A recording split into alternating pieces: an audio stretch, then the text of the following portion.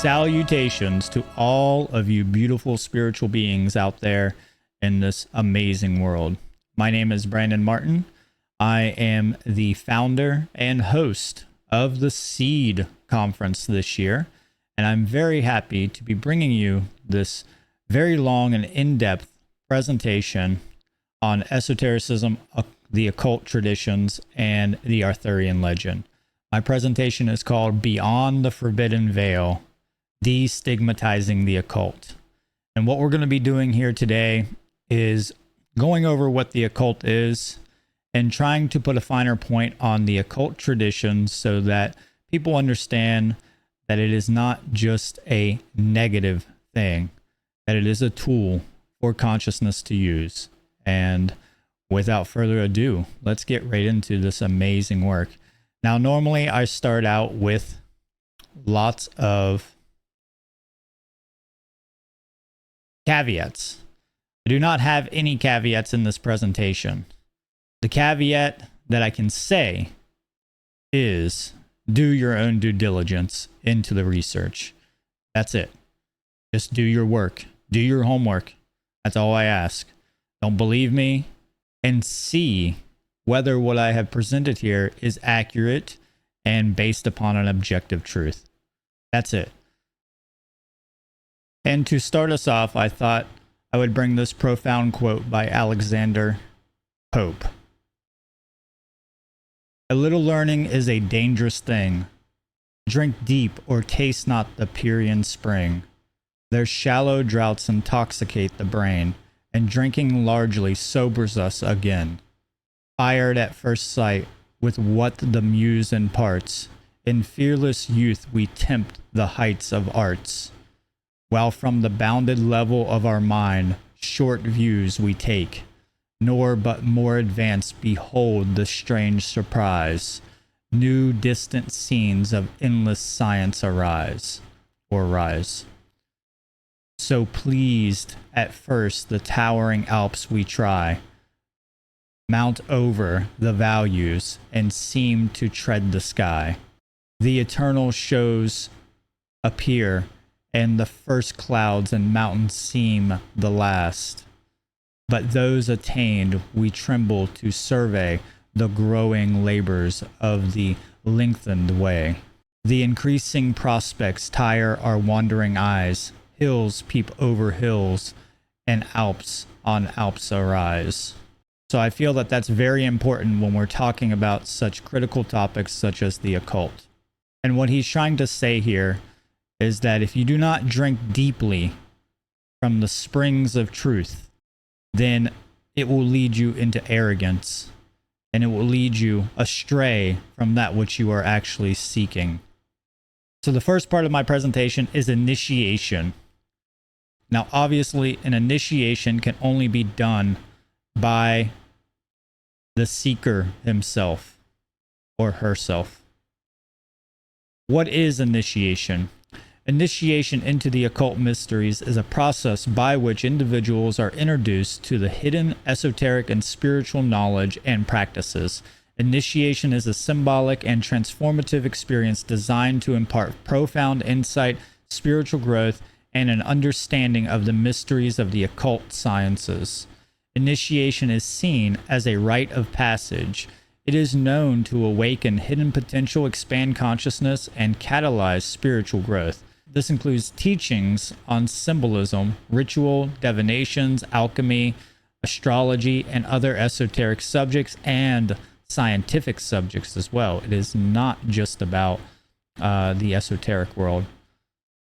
There are many requirements, but one of which is the knowledge of a higher power. And what that means is that you have to believe in a higher spirit or the one great spirit to be initiated into any of the mystery schools.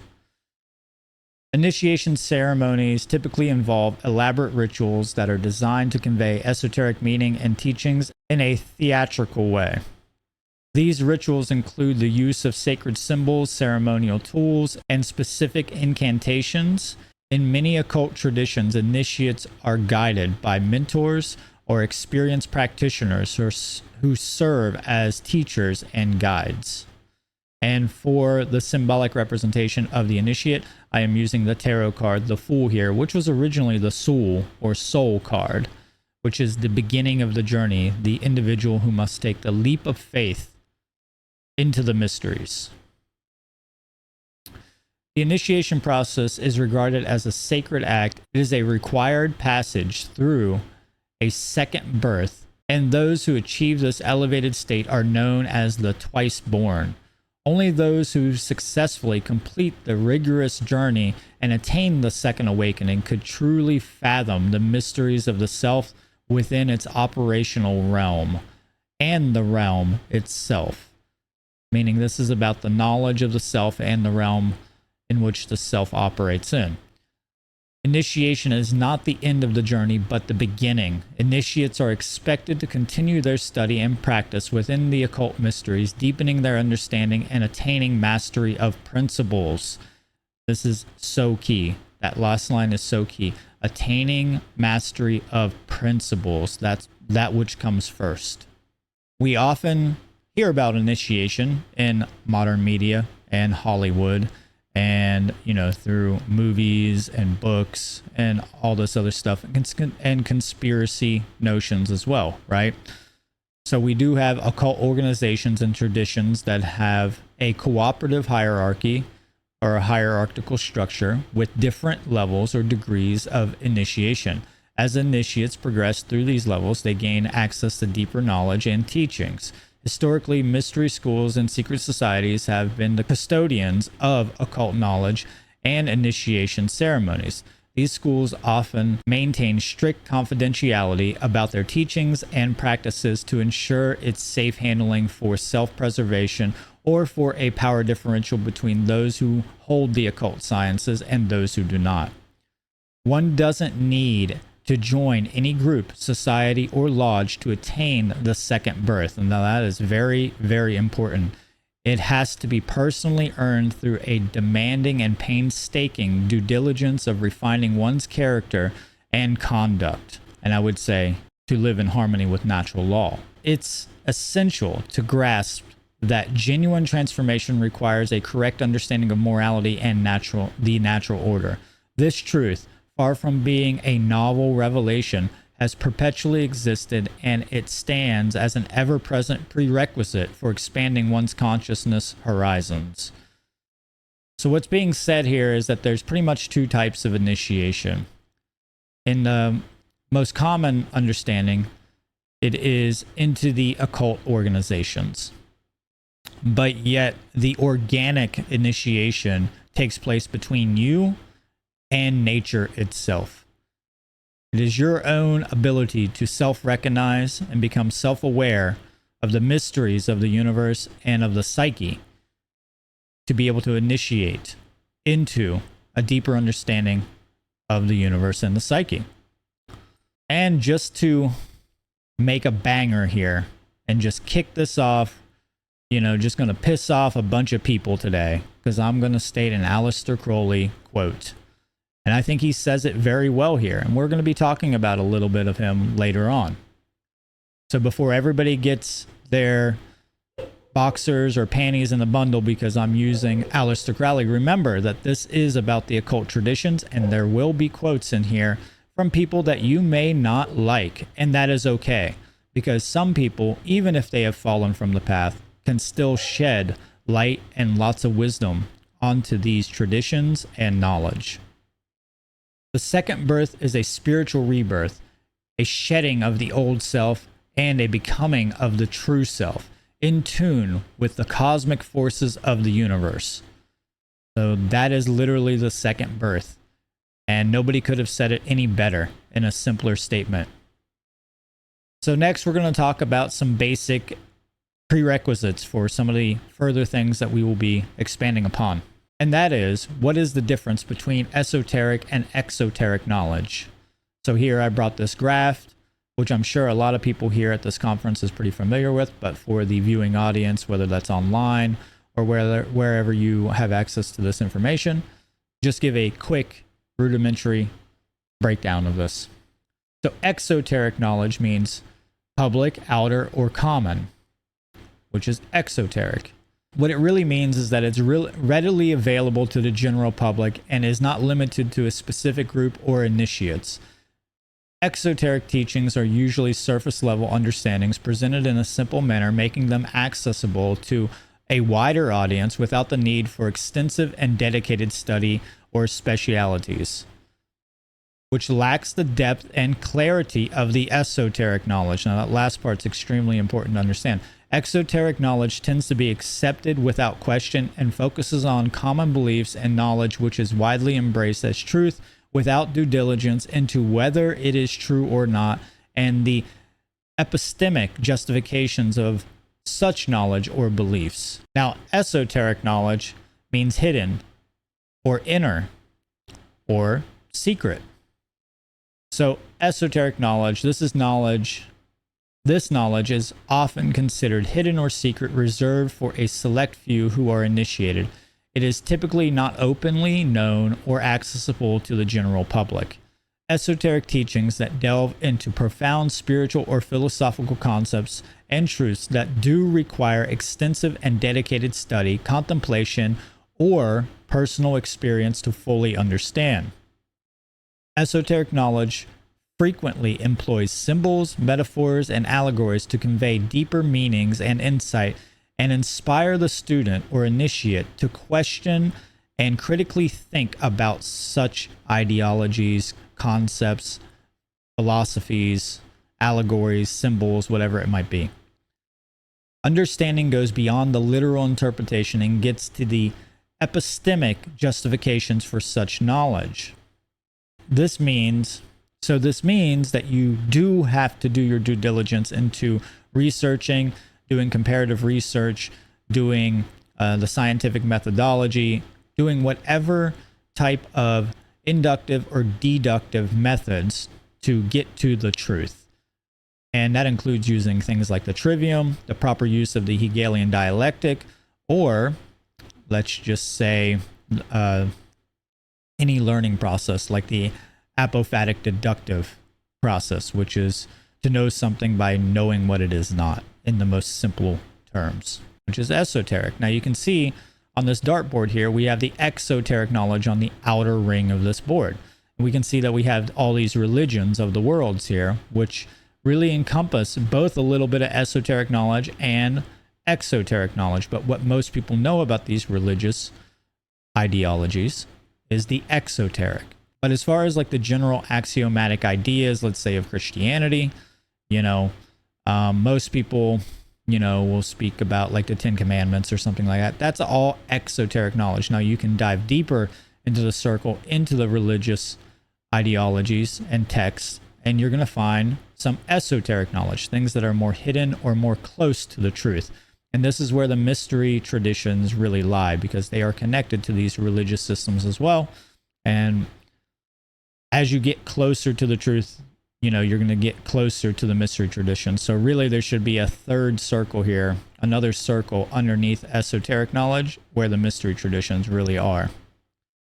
So our goal as truth seekers of the world is to get to the center of this dartboard, to get to the bullseye, and to understand that truth is not based upon the whims of an individual's perception, that it is an objective, inherent, immutable property of the universe. And esoteric knowledge, including the mystery traditions, gets us very, very close to that truth. And it also means that we must have an eclectic study source, meaning studying comparative religions, studying all the mystery schools. We cannot just study one of these traditions and hope to get to the center. We have to study all of these things and correlate and contrast them and filter out all the inaccurate data to get down underneath and get to the truth. Moving on.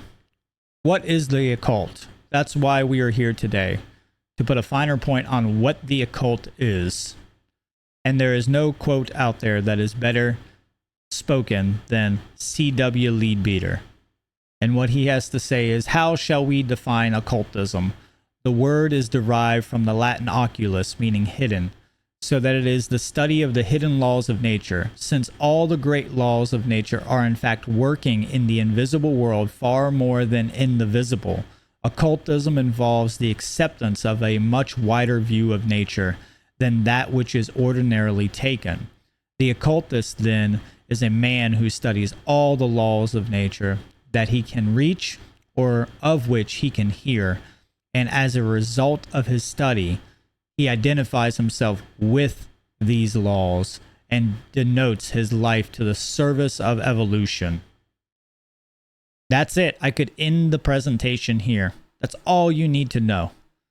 It is about the laws of the universe, which are both working in the visible and invisible aspects of reality, and that an occultist, a person who is a practitioner of occultism, is in fact in service to the truth and in service to the evolution of the species, or of all things, actually, the evolution of consciousness itself.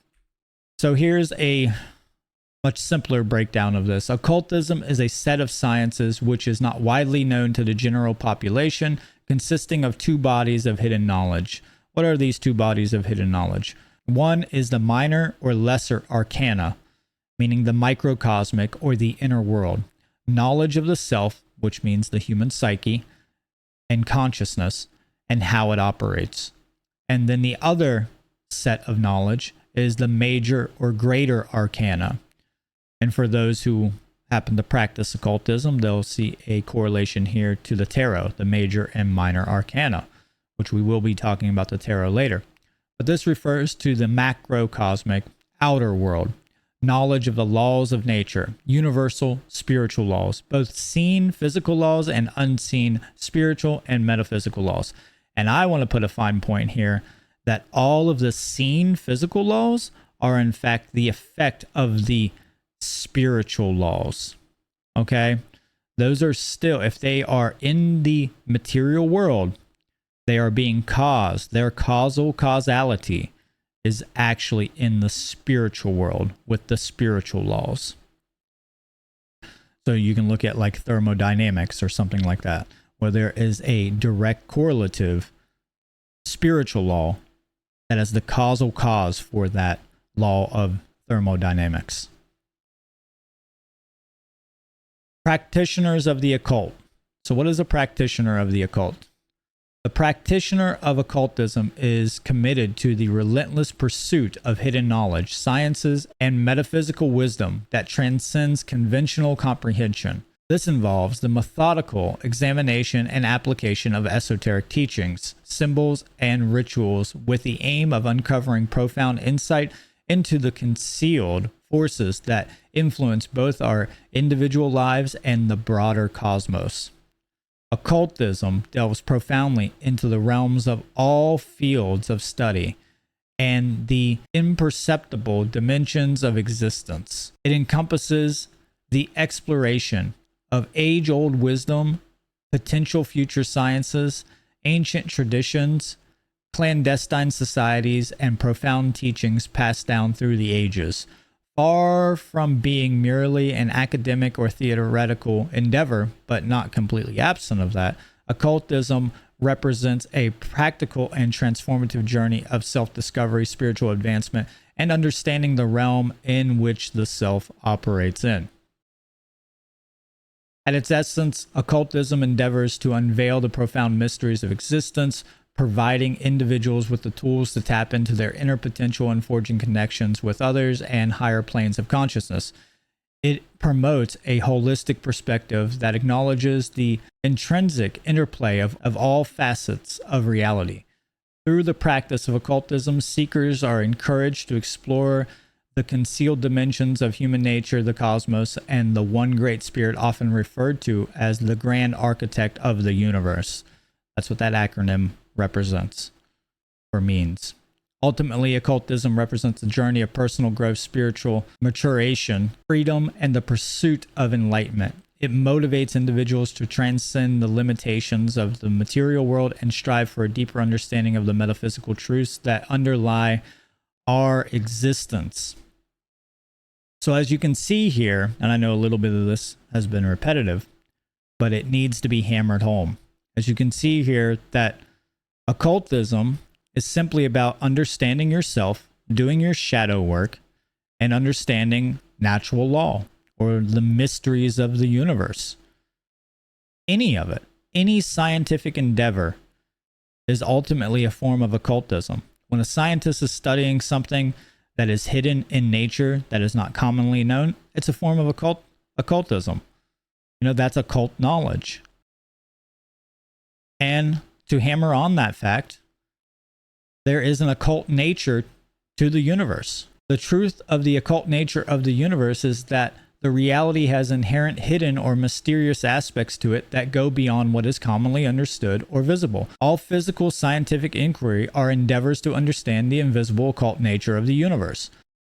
Occultism posits that there are deeper layers of knowledge and truth that can be uncovered through the study of the hidden symbolic forms of nature. The universal language is symbolism, and through the study and correct understanding of this language, we can live in harmony with the occult laws of reality. And just to give an example of this, any kid who has the intense emotion of curiosity is trying to figure out the universe. We all are always practicing occultism when we are in the stage of curiosity. And that's why we must never let go of that curious side of ourselves. That we must continue to be curious and in the awe of nature itself, because nature is based upon occultism. And there's a reason for that, because if all the knowledge was readily available for us, then we would know all things easily, and nothing that is worth gaining should be easily attained. Occultism is a tool. The consciousness of its wielder determines whether it is used malevolently or benevolently.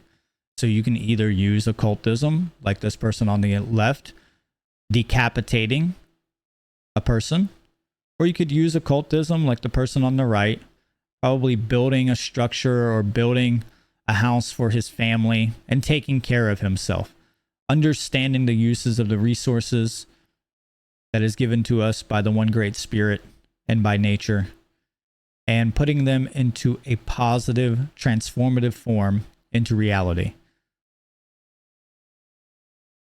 And just to go back here for a second, the axes will come up later.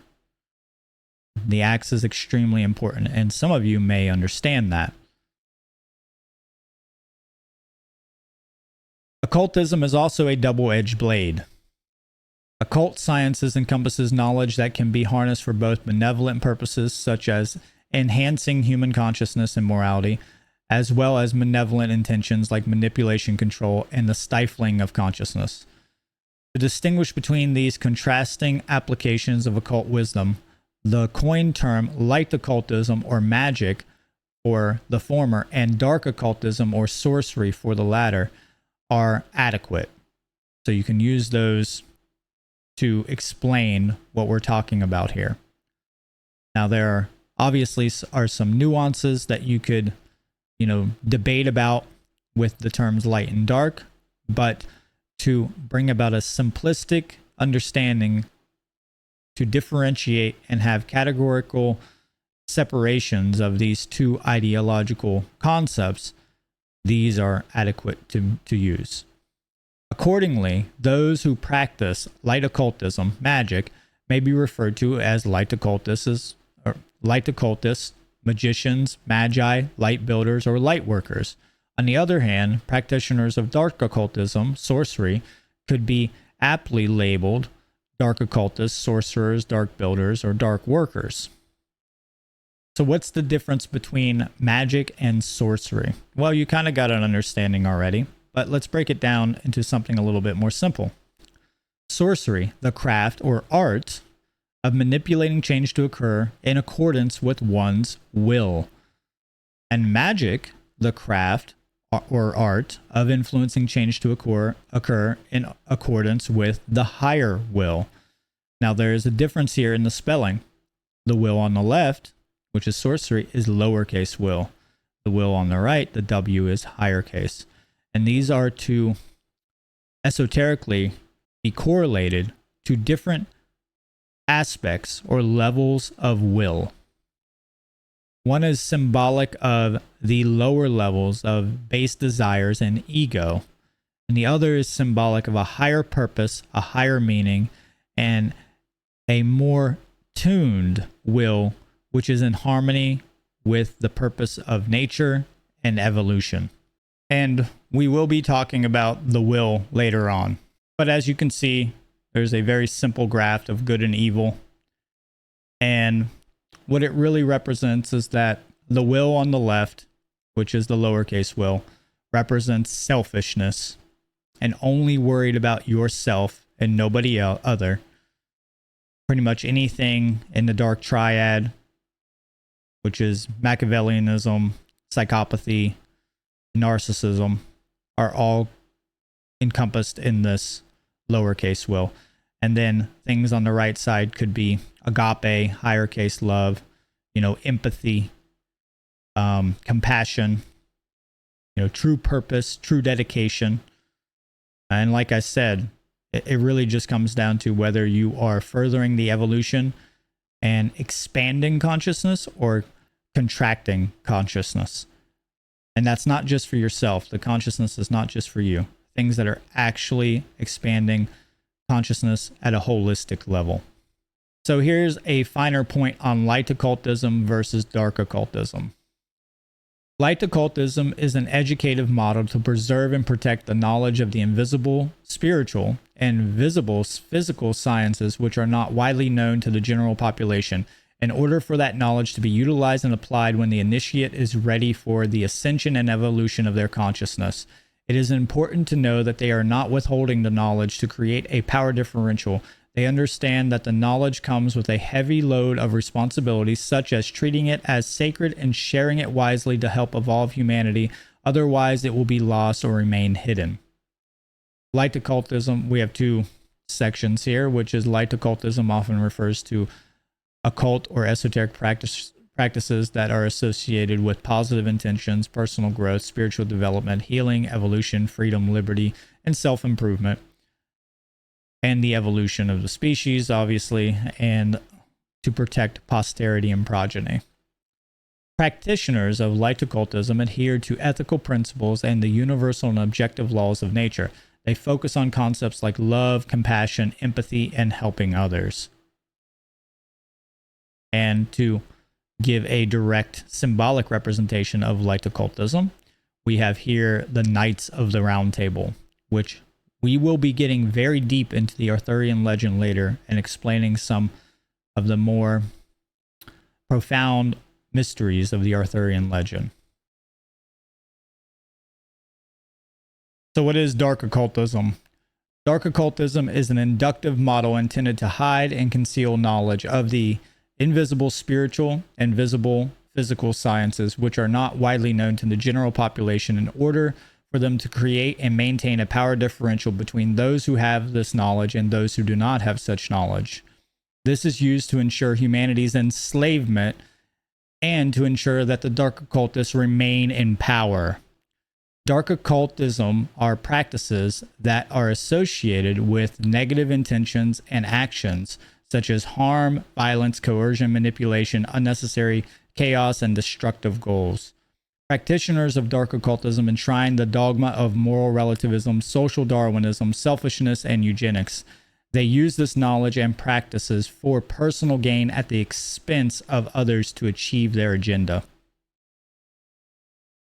So what is a de-occultist? Well, pretty much a de-occultist is a light occultist, but in the modern era. And they happen to not be usually involved with secret societies or institutions, which tend to keep a hierarchical system for the initiation of individuals seeking this knowledge. The de-occultist is an individual driven by a profound intuition and a commitment.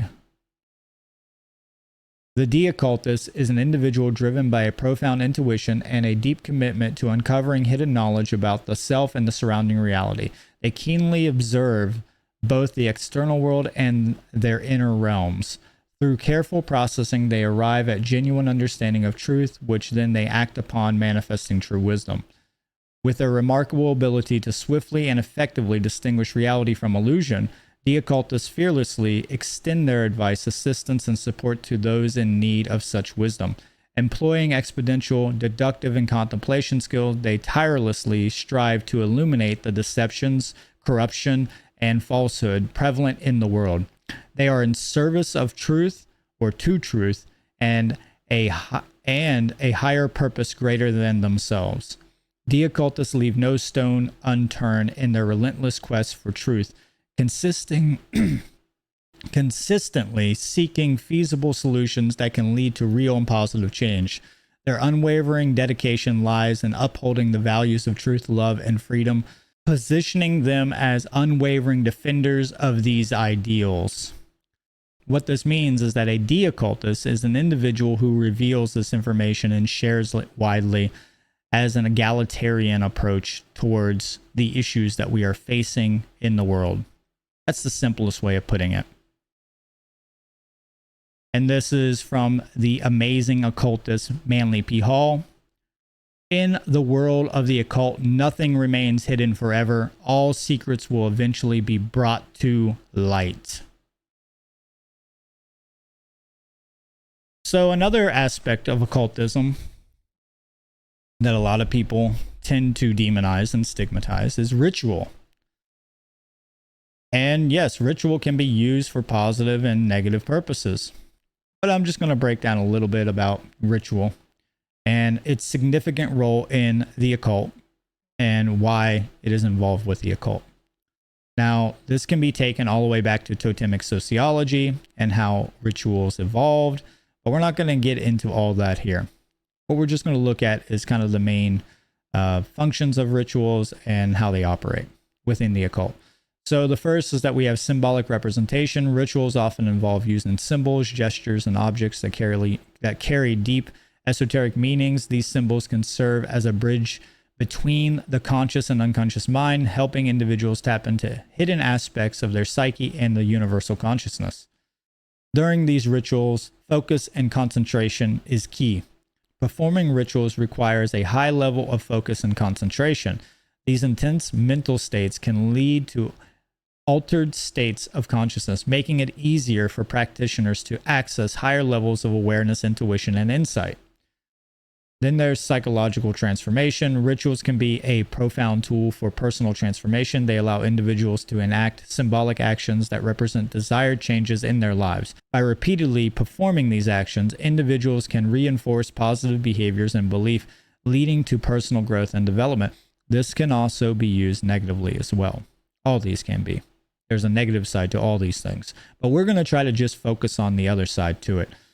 We already hear enough about all the bad stuff that happens. Everybody's pretty familiar with dark occult rituals, and you know, they're not just small. And if I had time in this presentation, I would give a lot about dark occult rituals, but my plan is to extend this presentation to a part 2 and cover the dark occult. But this is mainly about destigmatizing really light occultism or de-occultism. Energetic alignment. Many occult rituals they pretty much all do, involve the manipulation of energy, whether it is through meditation, visualization, or specific movements. These rituals aim to align the practitioner's personal energy with the greater cosmic forces or spiritual realms, creating a sense of harmony and attunement. Connection with deeper realities. Occult rituals are often designed to establish a connection with higher realms of consciousness, spiritual entities, or divine forces.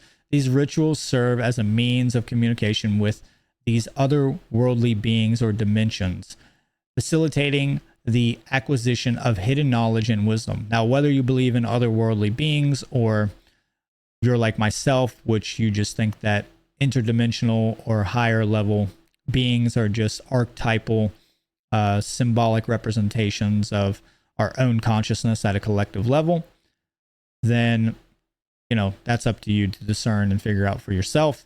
But for me, whenever I happen to practice these rituals and I have a connection, usually through an entheogenic induced process, I happen to communicate with the deeper aspects of the archetypal version of the collective consciousness rather than just, you know, some interdimensional being that's like trying to give me some knowledge on advancements with tech. It's more of a spiritual connection, right? Traditions and continuity. Rituals are an integral part of many occult traditions and secret societies. They help maintain a sense of continuity and shared experiences among practitioners. Rituals passed down through generations can connect to a lineage of wisdom and knowledge.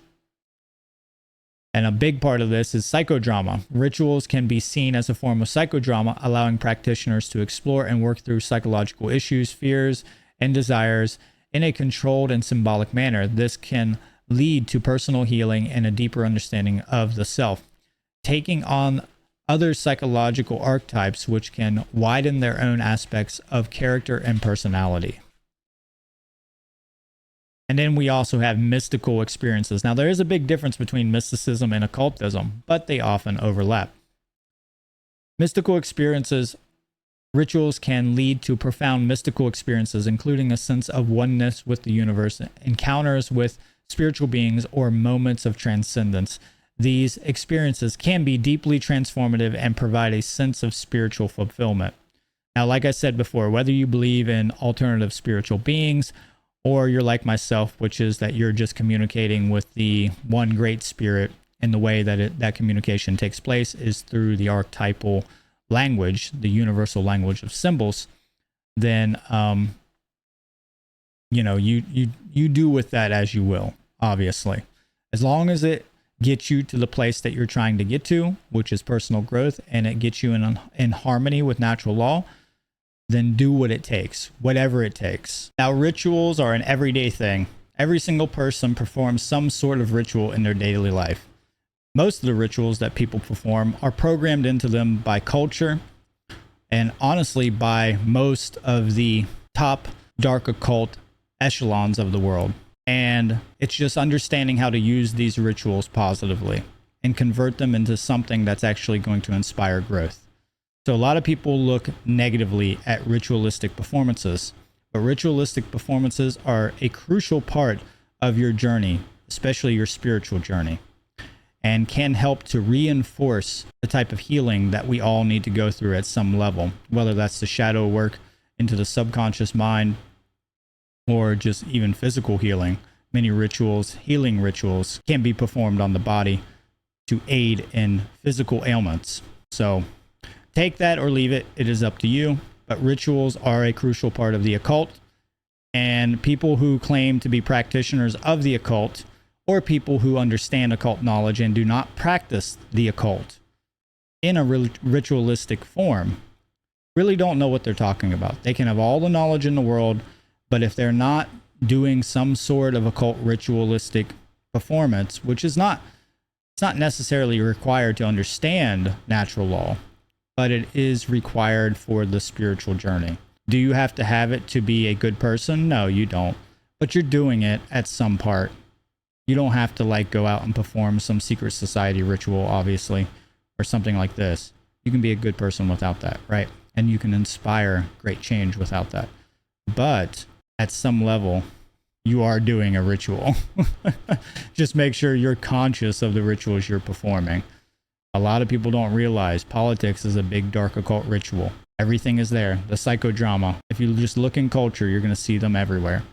You know, you're going to see your friends who completely marginalize the occult are practicing some form of occult ritualism. One of the other key factors about rituals is that a lot of people who perform rituals in, let's say, secret societies or clandestine groups have the issue of thinking that since they have performed the ritual, that somehow they have elevated their own consciousness.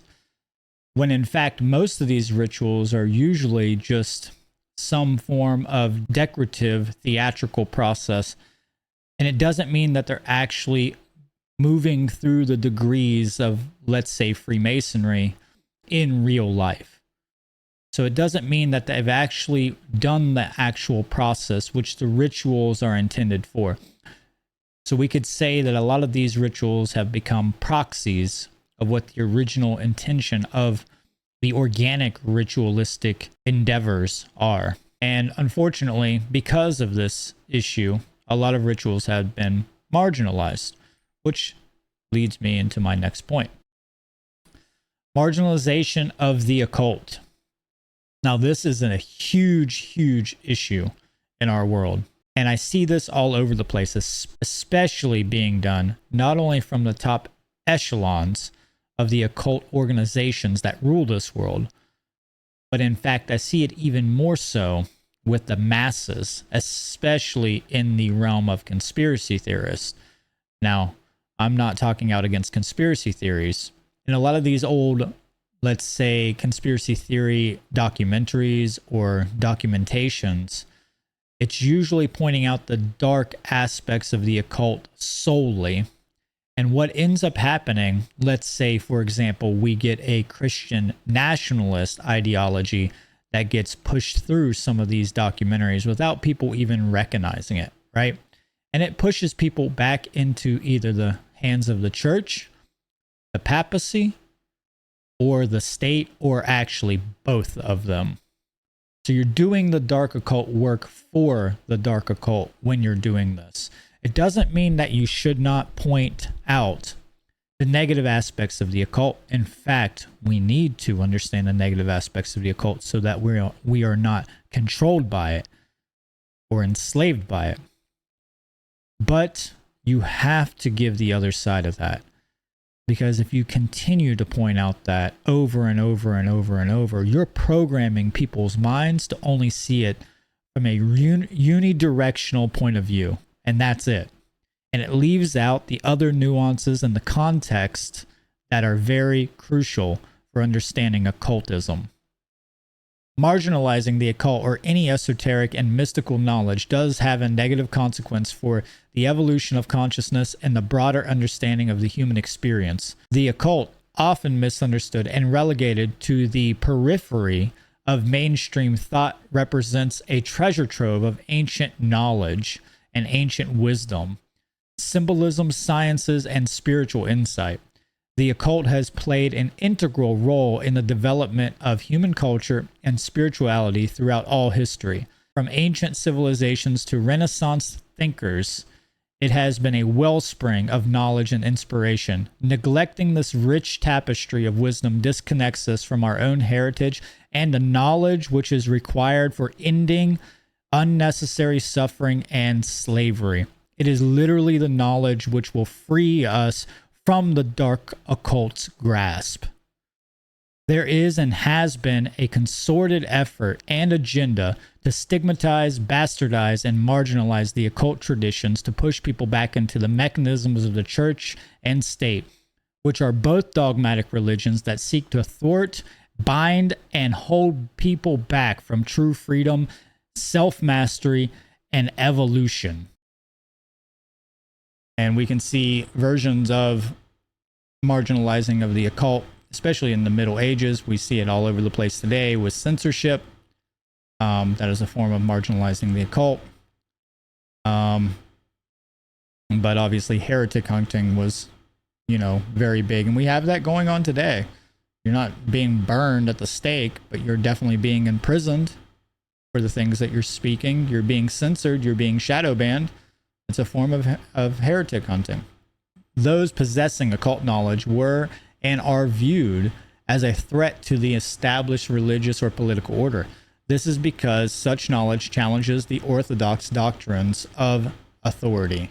This is because such knowledge challenges the orthodox doctrines and authority structures.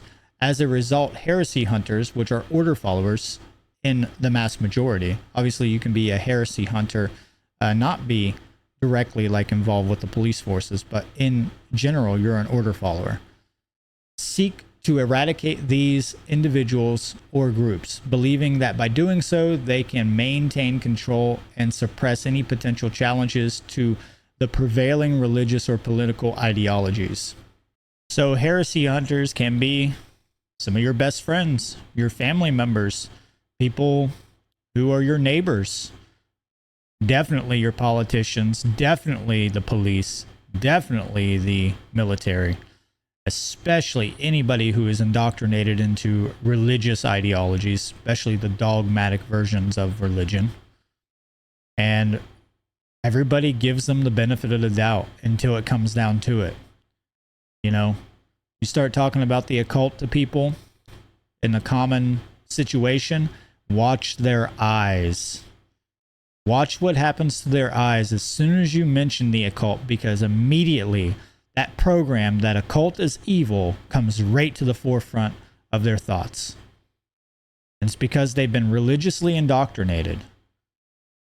One of the hardest things is that all these people are the people that we have to get through to with the occult. Because, like I said, it's literally the knowledge of the sciences which give you the ability to get out of the situation that we all claim that we want to get out of. Your neighbors don't want to be enslaved. If you ask them that directly, they're going to say no. But they have been mind controlled, and also they are willfully participating in the enslavement of themselves and other people. That is the truth. So, moving on through, because this is going to be a long presentation. So the whole point about that, really, before we move on, is that marginalizing the occult does nothing but serve the elite. Okay? They feed off of that. It pushes people back into religious dogma. It pushes people back into the hands of the state. And this is why there has always been an agenda and a concerted effort, like I said, to go out and demonize occult traditions. Is it true that there is some form of a dark occultism? Absolutely. Governments are a giant dark occult church. You know, I mean, that's what it is. We're living in the age of dark occultism everywhere. And what people like myself are trying to do is to bring the occult knowledge to light so that we can battle against that. So that we can show you that occultism is actually the solution. And until the occult is revealed, we have no power to create change, because the occult encompasses all the knowledge that we need to actually create a change against the powers that be. So let's get into some occult traditions. The first one I'm going to be starting out with is alchemy. Now, most people will be kind of familiar with alchemy, whether that's from the anime Full Metal Alchemist or, you know, they've run across this. This is pretty known at some level, but it's still not known what its real purposes are. So the concept of alchemy, the exoteric concept of alchemy, is known. The esoteric, however, is not. So alchemy, from the word chem, which means out of darkness or blackness. Alchemy, the word chem or kim in Egyptian, which is Kemet, referred to the black land, which was the fertile soil along the Nile River. This black soil was associated with the idea of spiritual transformation and regeneration, as the annual flooding of the Nile deposited rich, nutrient-rich silt, renewing the land for agriculture, which was a sacred science. The concept of transformation and regeneration in the context of the fertile Nile Valley contributed to the development of alchemical ideas in Egypt. Alchemy's origins are traced to ancient Egypt, Kemet, where it combined elements of metallurgy, chemistry, occultism, and spirituality. These ideas eventually became intertwined with Greek and later Arabic traditions, leading to the emergence of what is commonly known as alchemy today. So it wasn't called alchemy in Egypt, but eventually it did turn into that as it evolved. But by de facto, that's what it was, and that's where it came from. Alchemy, steeped in occultism, imparts its teachings through a veiled language of symbolism and allegory. An allegory in this context serves as an enigmatic narrative waiting to be unraveled to unveil its hidden wisdom, usually encapsulating profound moral or philosophical insight. This method of communication serves to convey not only the material transformation, but also the spiritual and philosophical evolution that alchemy seeks to elucidate. In the alchemical tradition, it is postulated that all fundamental states of consciousness, which are considered to be base metals, are deviations from the state of pure consciousness or gold. According to this, all individuals, as ordained by nature, have the potential to attain the higher or perfected state of enlightened consciousness, or pure gold of the sun. The alchemist's pursuit centers on the refinement of their thoughts, emotions, and actions, seeking to eliminate their discordant imperfections or negative ego-based attributes. This process aims to restore them to a state of inherent natural harmony, aligning them with principles of natural law. Ultimately, the alchemist seeks to transmute these elements into the alchemical gold, symbolizing the purification of the body, mind, and spirit. So what this is talking about is a correlative symbolic method of relating these base metals back to the aspects of our own psyche and consciousness, and also our behaviors in the world, our conduct. And what we must do is take our impure forms, which sometimes in Freemasonry are called ashlars, we'll talk about that later, and then become our own sculptor and build a better consciousness and better conduct by burning away the impurities around the essence, which is considered to be the pure gold of consciousness, or the philosopher's stone. So what we're trying to do is just refine our consciousness, fine-tune it. Now in alchemy, you're going to find the 5 elements. This is the main component of alchemy. And these are the symbols associated with these 5 elements. Most of us do understand at least the 4 elements. The 5th element is the spirit or the quintessence. So earth, the interpretation of this is inherent characteristics, talents, and resources. Air can be looked at as intellect or anything that has to do with the intellect. Water has to do with emotions, intuition, and creativity. Fire has to do with action, willpower, and courage. And spirit, quintessence, can be interpreted as the divine spark, divine essence within all of us. Now I want to talk about the dragon a little bit. The dragon embodies dualistic qualities, representing both destructive and creative forces.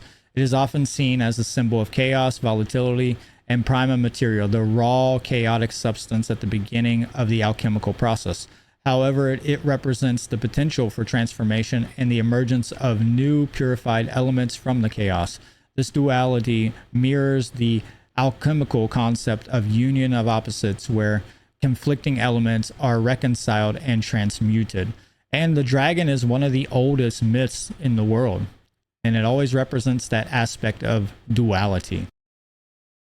Now, the dragon also encompasses the 5 elements. The fire represents the breath of the dragon. The water represents the scales of the dragon. The air represents the wings of the dragon. And the earth represents the claws of the dragon. And then there's 2 ways you could look at the quintessence, or the spirit. One is the dragon itself, its own consciousness, and it's all embodied and encompassed in this one being. Another way is the dragon rider in a lot of the mythological tales, which could be looked at as the quintessence, or the higher level thinking, the spiritual aspect. So if you can tame the dragon, right? In many alchemical texts and illustrations, the dragon is depicted as guarding a treasure or valuable substance. This treasure can be symbolized as the hidden knowledge, spiritual insight, or the philosopher's stone that the alchemist seeks to attain through their inner work. The dragon is associated with both the transformative process of alchemy and the inner journey, representing the inner challenges, fears, and conflicts that an individual must confront and overcome on the path to self-discovery and enlightenment. Confronting and taming the dragon in alchemical symbolism represents the alchemist's ability to master and integrate the chaotic and primal aspects of their own nature. It signifies the attainment of wisdom and the ability to transmute base qualities into higher virtues. So this is kind of what it represents. The dragon guards the inner treasure of the self and the inner knowledge. And you must get in contact with this dragon. And often, in later depictions of this, you have the mythological story of slaying the dragon, which is not the way you need to do this. You must keep the dragon alive, and you must befriend the dragon.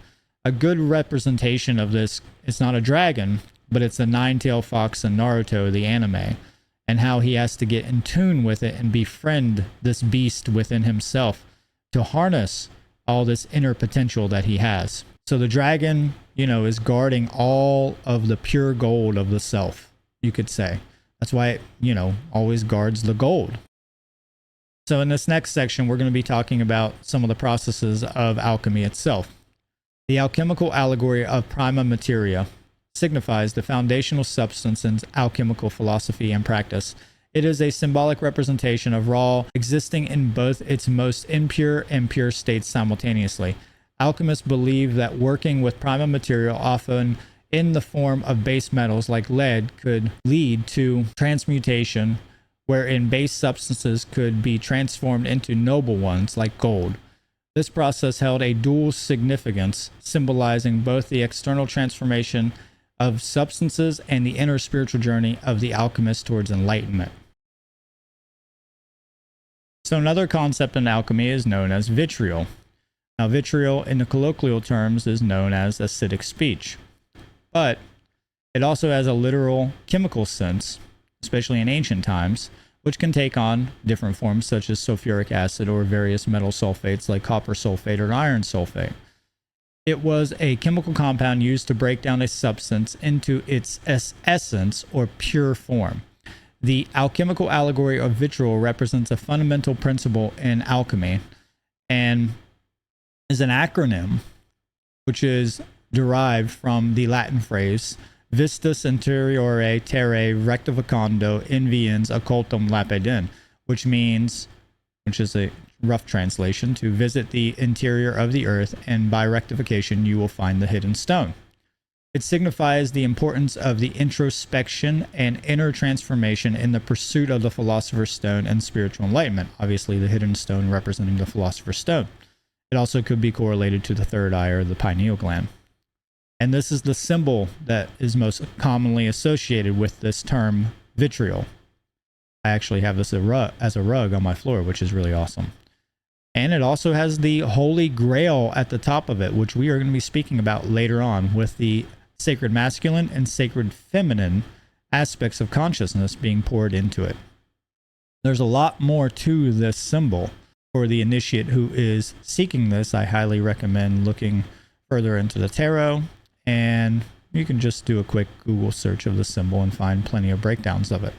But at its essence, vitriol is an acidic compound used to break down the prima materia into its purest form so that you can get to the pure state of consciousness, or the pure state of whatever essence of metal or form that is underneath all the impurities. In the alchemical tradition, the magnum opus, known as the Great Work, is symbolically represented by a four-stage process, each stage corresponding to a specific color, element, and symbolic meaning. We have negredo, which means blackening. We have albedo, whitening. Citrinitas, which means yellow. Or rubedo, meaning reddening. Now, in some traditions, this is reduced just to negredo, albedo, and rubedo. And the yellowing is cut out of this process. But as you can see on the right, we have the hybrid creature with the red, black, and white head and the yellow or golden body. You'll often find this in alchemical manuscripts and artistic depictions. Negredo, the blackening, obviously the color is black. The element is earth. This is the state of putrefaction, which represents ego, corruption, dissolution, death, impurities, decomposition, and individualization. It represents the soul's merger with the physical realm or world and the suffering and growth experienced here. Alchemists often represent the soul at this stage as salt because it is crystallized, hardened, and fixed, just like an ego that is resistant to change. The next one is albedo, which is whiteness. Obviously, the color is white. Element is water, the sacred feminine. Albedo is the state of spiritual purification, clarity, cleansing, inner illumination, rebirth, awakening. It represents the burning out of impurities from salt or the hardened ego. Salt is reduced into quicksilver or mercury, which represents fluidity in the process of rapid mental, emotional, and spiritual change, and the strengthening of the sacred feminine essence, leading to the engagement of the imagination from which the elixir of life, enlightened mind, can then be made. Citrinitas, the yellowness, color is yellow. Element is air.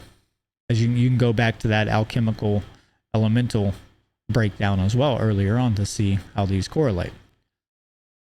Trinitas is the state of transition, integration, insight, development, and understanding. It also represents purification and cleansing of the albedo stage to the accumulation of the rubedo stage. It is a bridging point, a deeper spiritual awakening and enlightenment. It is often associated with the integration of opposites, the union of conscious and unconscious mind, and the development of wisdom and understanding and insight into the mysteries of existence. So this is about intellect. So this, yellow represents the blade of intellect, or air. And this is about really refining the albedo and the negredo phases so that you can lead into the rubedo. Rubedo, obviously redness. Element, fire.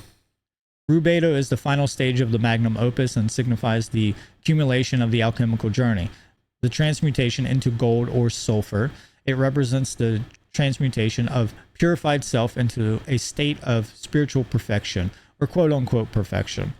It is often associated with the attainment of the Philosopher's Stone, which symbolizes inner illumination and enlightenment and the realization of one's true self. So if anybody knows anything about, let's say, like Full Metal Alchemist, like I mentioned earlier, you'll obviously find that the Philosopher's Stone sometimes is a liquid, sometimes is a solid. It's kind of this substance that takes any form, the form that is necessary for it to be manifested, really. The true Philosopher's Stone is obviously an immaterial essence of the soul, or the connection to the third eye. Some people look at it that way. And it's not really about making the Philosopher's Stone in reality to be immortal. It's about reconnecting with the understanding that your spirit is obviously immortal.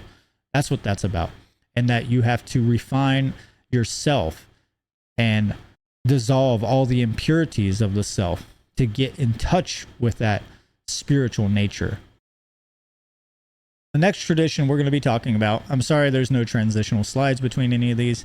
Obviously, I was rushing with this. I technically put this presentation together within about a week. So, gotta give me a little credit here because this was a really rushed job. With hosting and organizing the conference, it was just, I just kept pushing it back, and here we are today. The next tradition is Rosicrucianism. A little bit of history of Rosicrucianism. On Friday, October 13, 1307, King Philip IV of France, in collusion with the Pope, who was indebted to the king, ordered the mass arrest and execution of the Knights Templar. Philip, because of his wars with England and Flanders, was chronically short of money and in debt to the Templars, who at this time were accused, and charges were brought up, including heresy, blasphemy, and devil worship, which were considered grave offenses at the time, pretty much heretics, right? On the 18th of March, 1314, almost 7 years after the Templars were first arrested throughout France, de Molay and 3 other top-ranking Knights Templars were burned to death as heretics in Paris. Philip freed himself from his monetary debt to the Knights Templars and seized their treasure. The full dissolution of their order came in the 14th century. Many fled and sought refuge and continued their esoteric pursuits within secret societies, including that later became associated in the roots of Rosicrucianism.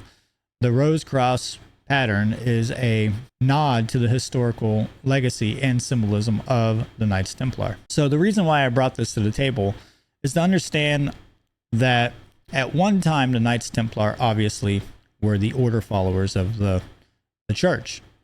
And eventually they gained a lot of insight and a lot of knowledge if you do your homework.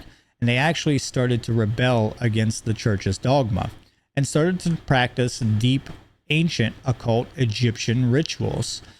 And they were bringing scientific endeavors to the population, such as they were giving out a lot of free health care to individuals, such as people with epilepsy, who at the time was seen to be possessed and would be executed if they could not exercise that possession from these people with epilepsy by the hands of order followers under the demands of the church. So eventually they also became some of the first bankers. So they were the treasurers of the monarch and of the Pope at this time. So they had access to a lot of finances, and they also had access to a lot of ancient rites and rituals. So there's a lot to the Knights Templars, and I'm not going to get into everything here. Hopefully this intrigues you to look into it more Now, obviously, they have their corrupted side, but they also led and did a lot of other things that were not taught to us in history class, you could say. The other interesting fact about this specific time period is that supposedly Molay actually cursed King Philip at this point, and then he also did suffer from a horrible death, including his lineage also died mysteriously afterwards. So whether you believe in that stuff or not, take it or leave it, but that happened when they burned the three main Knights Templar. Molay cursed them. And this is actually where we get our tradition of Friday the 13th. This is why we think Friday the 13th is so unlucky. Not just unlucky, but this is when all the demons come out with their mask on, right? To hunt down all the heretics and cut them down. So we can look at a lot of the horror films as a direct reference to this time period, is because this was a very bloody time. And obviously we know that the Crusades were extremely bloody. There's a lot of different aspects to the Crusades. But it's important to understand this final phase of the Templars because it actually leads into Rosicrucianism. And there's a direct tie-in between the ancient Egyptian sciences that was being held by the Knights Templar at this time that gets injected and fused with Rosicrucianism as its roots. But what is Rosicrucianism? Rosicrucianism is an esoteric tradition that emerged in Europe during the 17th century. Its origins are attributed to the publication of 3 anonymous manifestos known as the Rosicrucian Manifestos, which claim to reveal the existence of a secret brotherhood of enlightened individuals possessing profound knowledge and scientific knowledge. These manifestos started with the Fama Fraternitas in 1614, were disseminated across Europe and generated a significant interest. They advocated for the pursuit of spiritual wisdom, alchemical transformation, and the betterment of humanity through occult knowledge. The Rosicrucian movement, often shrouded in secrecy, attracted a diverse group of individuals, including scientists, philosophers, and mystics. It influenced the development of Western esotericism and contributed to the growth of alchemical and mystical practices during the Renaissance and beyond. Rosicrucianism, from the Latin noun rosa, which is rose, and then crux or crucis, which is cross, which means crucifixion, obviously, is a tradition of esoteric Christianity that is based upon allegory and symbolism. Its mythical founder is Christian Rosicrucius, who represents the soul on the journey into knowledge and enlightenment. In Confessio Fraternitatis, I think that's how you pronounce that. I probably didn't pronounce that properly earlier. The Confessions of the Brotherhood of Rosicrucians, published in 1615. This document expands on the story of Rosicrucius.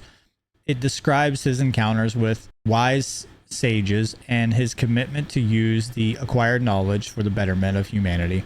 The Confessio calls for the reform of science, medicine, and religion. And this is a picture of him on the screen. The main symbol is the Rose Cross. The Rose Cross is a universal symbol with various interpretations. In the context of the Rose Cross, it represents the material world, human existence, and the physical body. The 4 arms represent the 4 elements of earth, air, water, and fire. The rose, often depicted at the center of the cross, represents the spirit and its symbolic crucifixion and its descent into the material plane. It signifies the unfolding of consciousness, spiritual awakening, and the inner journey towards enlightenment. The rose petals suggest the gradual opening of the individual's inner self and the spiritual development. The rose often is placed at the center, but you can also find it down at the lower. Its positions, its orientation changes throughout time depending on the artist, but usually it's in the center of the cross. Central to Rosicrucianism is the knowledge of the universal spiritual law of oneness, which is commonly known as the Golden Rule in esoteric Christianity. In the sanctum of Rosicrucianism, we find a profound reverence for the divine spark within each of us, the divine spark that unites us with the cosmos itself. It is through meditation, deep contemplation, and the study of sacred knowledge that we cultivate this inner flame, allowing it to guide us towards higher states of consciousness and spiritual realization. And a famous author on Rosicrucianism is Max Heindel. He says the Rosicrucian student is encouraged to live a life of virtue, striving to embody the highest moral and ethical principles. Yet again, you're going to see this ubiquitous nature between all of the occult traditions. And that's what I'm trying to show here, is that there's a ubiquity between all of these things. And you can look up every single thing that I've stated. I'm not making these things up. You can look them up. You can study them for yourself. These are the principles of these occult traditions. And just because there has been dark occultists throughout the ages who have infiltrated a lot of these traditions, or individuals who are part of these traditions and fallen from the path, does not mean that the traditions themselves are to be demonized, or that the traditions do not have any value or use to the evolution of humanity and your own consciousness. So the next occult tradition that I want to talk about is Theosophy. Now, Theosophy really gets a bad rap comparatively to Alchemy or Rosicrucianism, despite the Rosicrucian connection to the Knights Templar. The term Theosophy etymologically is rooted in the Greek word or words theos, meaning God or divinity, and sophos, meaning wisdom, which translates to the pursuit of divine wisdom. It constitutes an esoteric philosophical framework that undertakes the exploration and direct apprehension of the inherent mysteries within the realms of existence and the natural world. The foundational tenets of Theosophy are discernible in several other occult and mystical traditions. Notably among these tenets is the conviction in the presence of a divine essence within each individual, just like Rosicrucianism. Proper discipline can be harnessed and cultivation, leading the practitioner toward spiritual enlightenment and profound illumination. The adherents consider truth to be the highest principle and are often dissenters of creeds of organized religion. They also tend to share the belief that God is nature and law. So there is no religion higher than truth. That's the fundamental phrase of Theosophy. So what's some of the history of Theosophy? In the 19th century, amidst the transformation of the Industrial Revolution, a thirst for deeper meaning emerged. Theosophy, championing universal wisdom and spiritual insight, gained popularity. Helena Petrovna Blavatsky's influential work, The Secret Doctrine, fused Eastern mysticism with Western spirituality, creating a unique allure. Founded in 1875 by Blavatsky and Henry Steele Olcott, or Occult, right? We could have a play on word with that.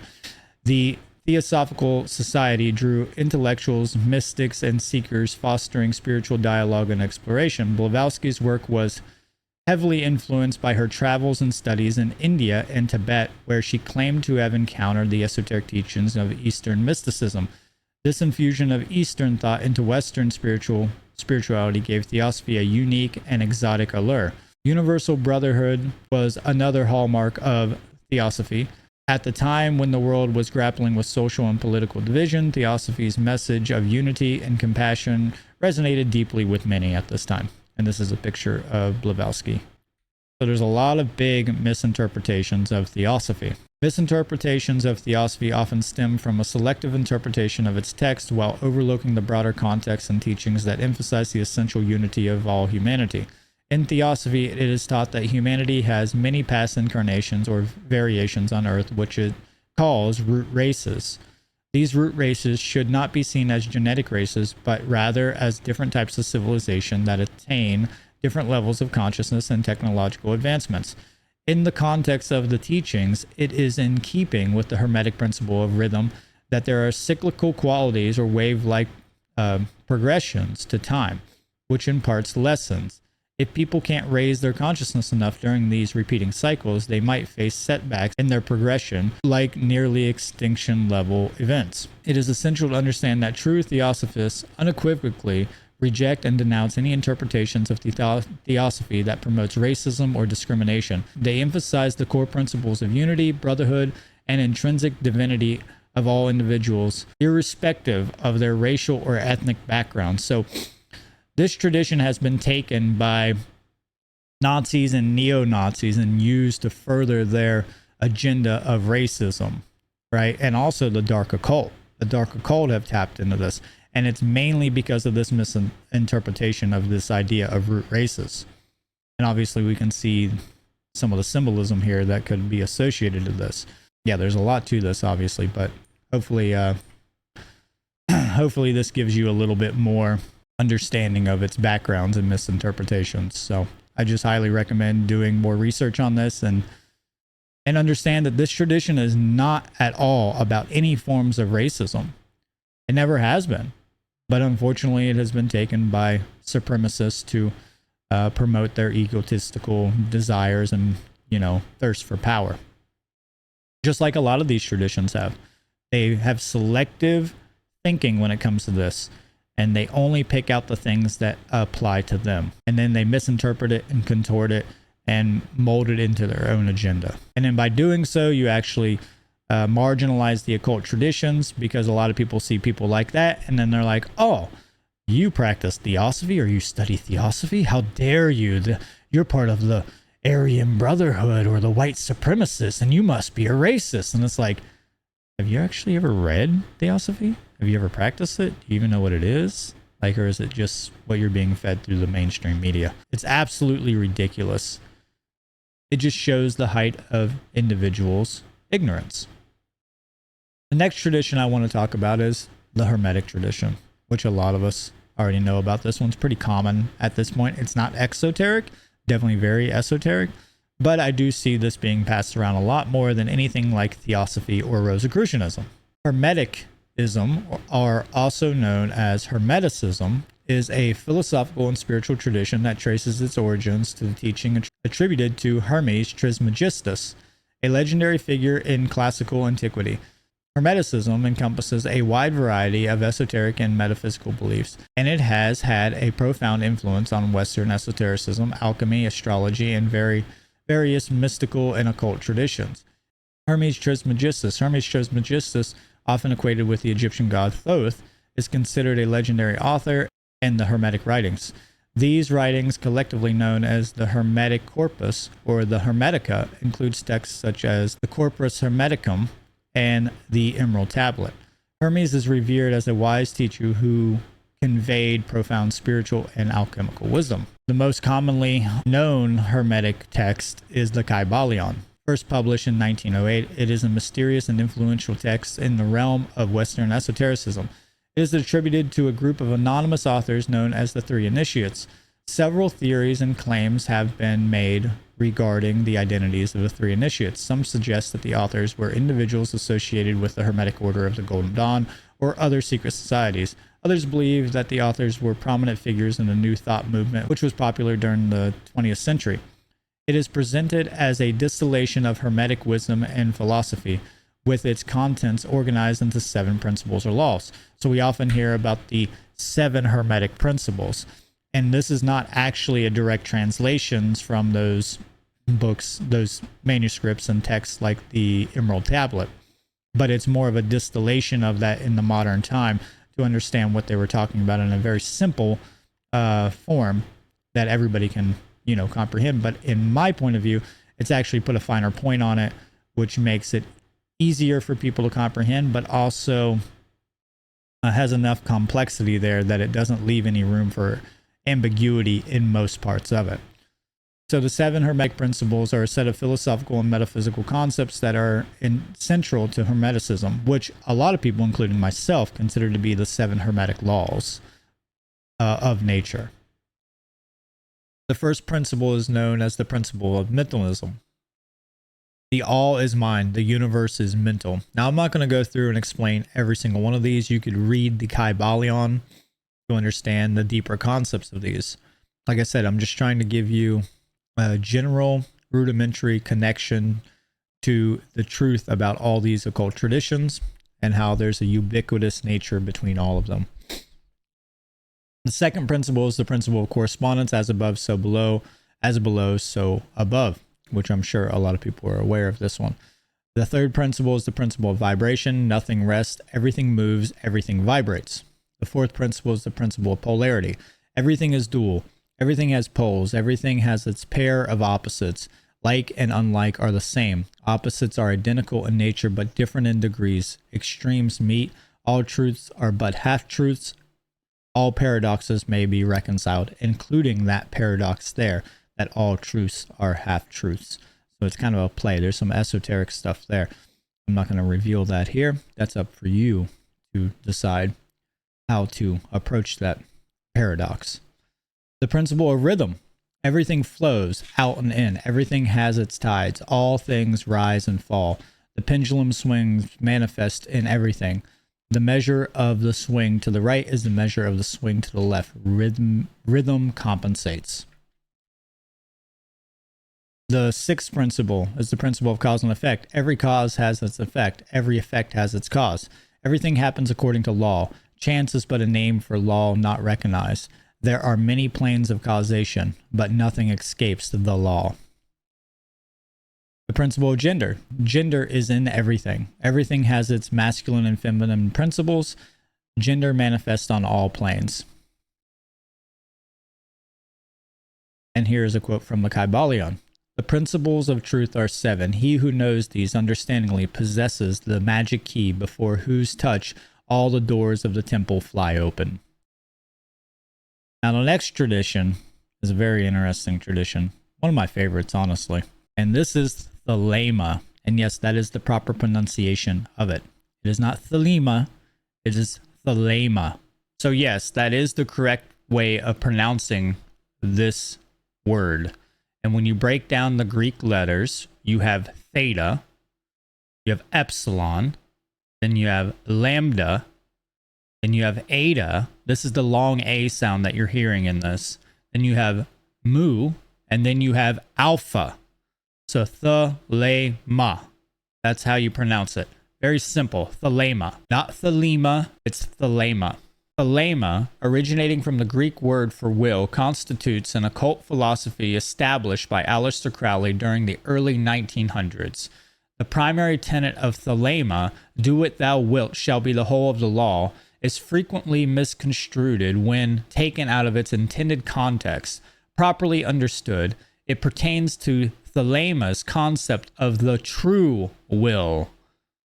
This concept signifies an individual's authentic purpose and life path, aligning harmoniously with the universal will, or the one great spirit's will, or the higher spirit's will, or the higher self's will. This path becomes apparent when one learns to listen and follow the guidance of their higher self and adhere to natural law. And again, we're back to this root point that it's all about understanding natural law principles. All of these occult traditions have the same ubiquitous nature of understanding the self, the human psyche, and the realm in which the psyche operates, or the realm in which we all operate, which is reality, and understanding the laws that govern reality. So let's dive deeper into the misunderstandings of Thelema. Do what thou wilt is a central tenet of Thelema. Its phrase is often misunderstood or misinterpreted due to its brevity and the controversial reputation of Crowley. To understand the potential misunderstandings, it's essential to explore the phrase and its context. And the first thing that we must point out is that it is not the full phrase. Do what thou wilt shall be the whole of the law. Love is the law. Love under will is the actual full phrase. So what does it mean by love here? This is also capital L love. Well, it means agape, which is universal love. And this universal love has to do with natural law. It is a direct correlative idea that is synchronized with the principles of natural law, because you cannot be in harmony with agape, or some people pronounce it agape, but you cannot be in harmony with this if you are living through ego attachment, ego identification, and just egotistical pursuits, selfishness, narcissism, psychopathy, Machiavellianism, any of these things. You cannot be in harmony with the true creator's will. That is an impossibility. It is antithetical to being in harmony with your true spiritual purpose and nature, because what it does is it constricts consciousness, because it leaves out the fundamental part that freedom is never just about you. It is about a transactional state between you, the universe, and the other people who are cohabitating in the universe. And those people could be animals. I don't just mean people, I mean all things in the universe, especially moral agents. You know, that because your actions have consequences into the world no matter what, and those consequences always need to be taken into account when it comes to their moral agency. This is the completed phrase, which most people leave out the final part of this phrase. One common misunderstanding is interpreting "do what thou wilt" as a call for unrestrained hedonism or selfishness, where individuals are encouraged to pursue their ego desires at any cost. However, within Thelemic framework, will is understood to be one's true purpose or destiny, which does involve moral and ethical considerations, not just personal pleasure. It is about aligning yourself to a higher cause. It is about aligning yourself to the true will of the universe or the one great spirit, as I've already pointed out, which is your true purpose. And to understand that, you have to do deep contemplation and introspection, and you have to really get in touch with your true essence and invoke that organic spiritual property of yourself into existence. So if you're just living through base desires, and your actions are actually violating other people's rights or liberties, and your actions are not promoting and influencing freedom, not only for yourself, but for others, then you're not in true harmony with the will. That's it. You're not in harmony with the will. You're in harmony with your lowercase will, which is not what Thelema is actually advocating for. So people who have taken this out of context do not understand the esoteric meanings behind a lot of these terms. We have to really consider that a lot of these texts are written cryptically, and that's for a specific reason. It's in the realm of the occult for a reason. It's cryptic for a reason. And it's because you have to be able to use pattern recognition to get to the deep essence of it. You have to do the alchemical process of looking through this and purifying it to find its true essence. Because it's not for the weak-minded. That's it. It's never going to be for the weak-minded. The people who just look at the outer, the people who will just look at the outer shell of it and think they understand it are not going to get to its core principles or tenets or the actual objective truth about those tenets. Some people mistakenly believe that Thelema promotes a moral relativistic ideology in which anything goes as long as it aligns with one's will. In reality, lowercase will that is, in reality, Thelema includes ethical principles such as love is the law, love under will, which suggests that one's actions should be guided by love in harmony with objective morality or natural law. Critics argue that do what thou wilt promotes a disregard for the well-being and rights of others. However, Thelema emphasizes individual liberty while recognizing the importance of others' rights and well-being. It is not a license to do harm or exploit others. And when you start to dig into Thelema, you will see this readily everywhere. And even if Crowley, with all the crazy hypothetical, conspiracies circling around him, which I've done my homework on Crowley, trust me, even if he did just fall from the path, you cannot confuse the tradition with the man. There is a difference between the tradition, which is teaching you to live in harmony with natural law and to not harm others and to get in tune with your higher spirit, compared to a man who is subject to the errors of man, who has the potential to choose not to live in harmony with these things. So just because an individual, even if it is the founder of that tradition, which technically Thelema is just an aggregated synthesis of more ancient occulted knowledge. If he fails, which he did, but this applies to any tradition, doesn't mean that the tradition itself is bad. And people need to get that through their thick skulls, especially when it comes to Thelema. I know people who are actually in Thelema, and they are some of the most principled people that I've ever met. Okay? They're some of the most beautiful, hardworking people that I've ever met. And then I do know some dark occultists or at least I've ran into some dark occultists that use it hedonistically. Can you use it that way? Absolutely you can. Is that its pure intended use? No, it is not. It is a double-edged sword, just like all occult knowledge. Moving on. Liber al vel legis, often referred to simply as the Book of the Law, is a central sacred text in the occult philosophy known as Thelema. Aleister Crowley claimed to have received this text through a process of automatic writing or channeling during mystical experiences with Aiwass. And I think that's how you pronounce that. I could be wrong. This took place in Cairo in 1904. The book comprises 3 chapters attributed to different deities: Nuit, Hadit, and Ra-Hor-Khuit. And I'm not sure if I'm pronouncing those correctly either, but there you go. These chapters contain cryptic and esoteric verses that often require extensive interpretations. The philosophical concepts embedded in Liber al vel legis revolve around the notion of individual will, the pursuit of one's true purpose, and the relationship between individuals and the cosmos.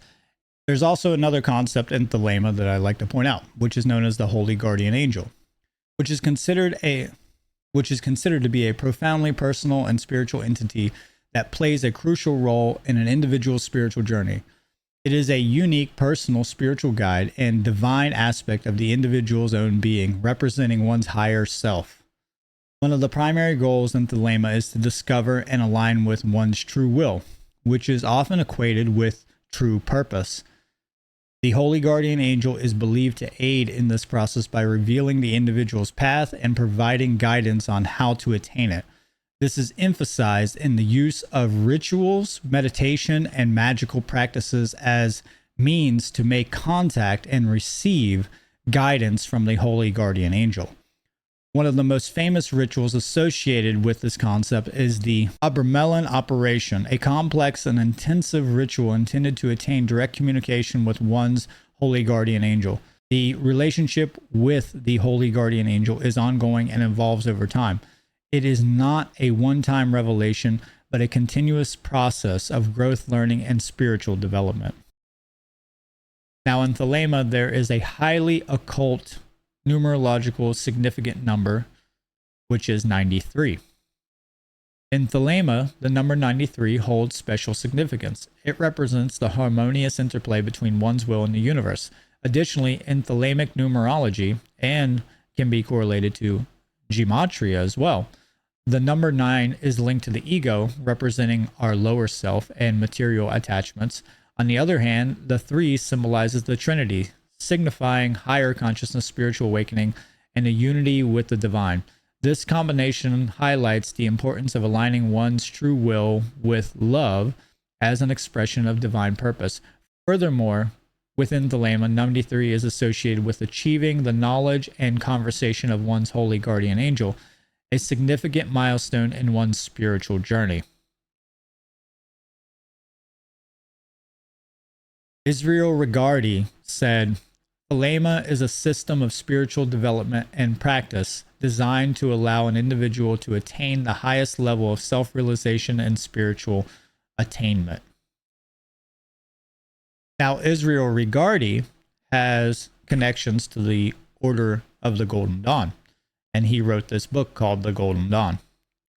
The Golden Dawn was founded in London in 1888 by 3 prominent figures in the occult world: William Westcott, Samuel MacGregor Mathers, and William Woodman. It was initially established as a Masonic lodge, but quickly evolved into a unique and influential magical order. It played a significant role in the development of Western esotericism and had a lasting influence on various occult and magical traditions. The Golden Dawn drew heavily from Hermeticism, Cabala, Alchemy, and other Western esoteric traditions. Its teachings integrated elements of these disciplines into a comprehensive system of magical and spiritual development. The Golden Dawn emphasized practical magic, including ritual, divination, scrying, and astral travel. Its curriculum included the study of the tarot, Enochian magic, the Cabala, astrology, and alchemy. The core teachings of the Golden Dawn are concerned with natural law and consciousness, revolved around the pursuit of spiritual enlightenment and the study of the laws of nature governing the universe, and the belief in the transformative powers of expanding consciousness.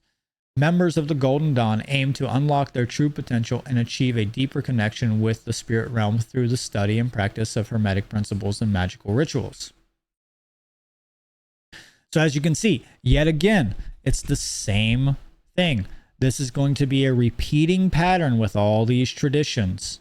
And you can look this up for yourself. I'm going to just keep repeating this, and I'm going to say it again. The more we marginalize the occult traditions, the further away from truth we get.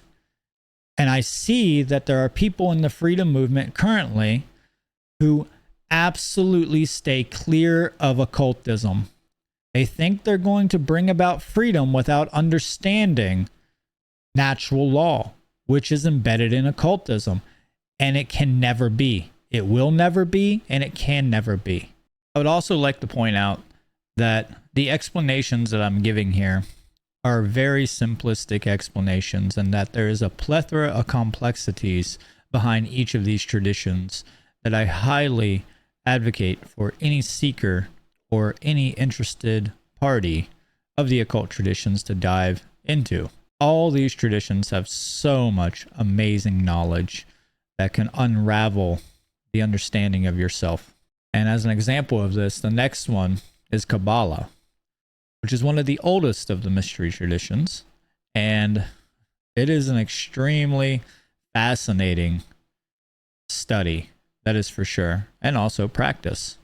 And I'm not going to be able to give you all of the intricacies of the Kabbalistic tradition here. I just do not have enough time. Honestly, this presentation should have been about 12 hours, but I'm condensing it down. This is the most condensed that I could do. I literally had to pull out like so many slides from this presentation to get this to you guys. Cabala constitutes an ancient system of esoteric teachings deeply rooted in Hebraic traditions. It is traditionally conveyed to initiates through a system of symbolic correspondences and profound contemplation. Among the myriad facets of Kabbalistic symbolism, the most prominent and revered is the Tree of Life. This symbolic construction consists of 10 emanations known as Sephirot, interconnected by 22 pathways. Each of these Sephirot is believed to correspond to distinct facets of human cognitive and emotional attributes. Additionally, a distinct 11th sphere, referred to as Da'ath, occupies a unique position within the Tree of Life. It is not categorized as one of the Sephirot per se, but it is instead regarded as the original from which the entire tree emanates. Da'ath is often associated with the realm of concealed or esoteric knowledge, representing a facet of Cabala's intricate cosmology and philosophy. Now, Da'ath is literally the root of the tree, even though it's placed up on the higher reins of the ladder of the Tree of Life here, the higher areas of the Tree of Life. And it is and can be correlated to the tarot full card, the full card in the tarot as, the beginning. And you can go back to the first slide to look at that, or you can just look it up online. So as we can see here, we have Da'ath, and then we go down to the bottom of this, Malkuth, which is known as kingdom. Then we move up from this, and this is Yesod, which is the foundation. Then we have Hod, majesty. Netzah, which is endurance. Tippereth, which is beauty. Geburah, which is strength. Hesed, which is compassion. Banah, which is understanding. Hokmah, which is wisdom. And Kether, which is the crown.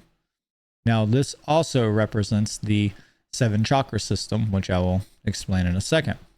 But for now, I'm going to explain the lightning bolt path. The lightning bolt path in Cabala refers to a vertical and zigzag pathway on the Tree of Life, a central symbol in Kabbalistic cosmology. This pathway is associated with the flow of divine energy and spiritual illumination. The tree of life consists of interconnected spheres, known as Sephiroth, which I already explained, and the lightning bolt path represents a dynamic spiritual process through them. It symbolizes the descent of divine energy from higher realms to lower ones, facilitating a connection between the divine and the material world.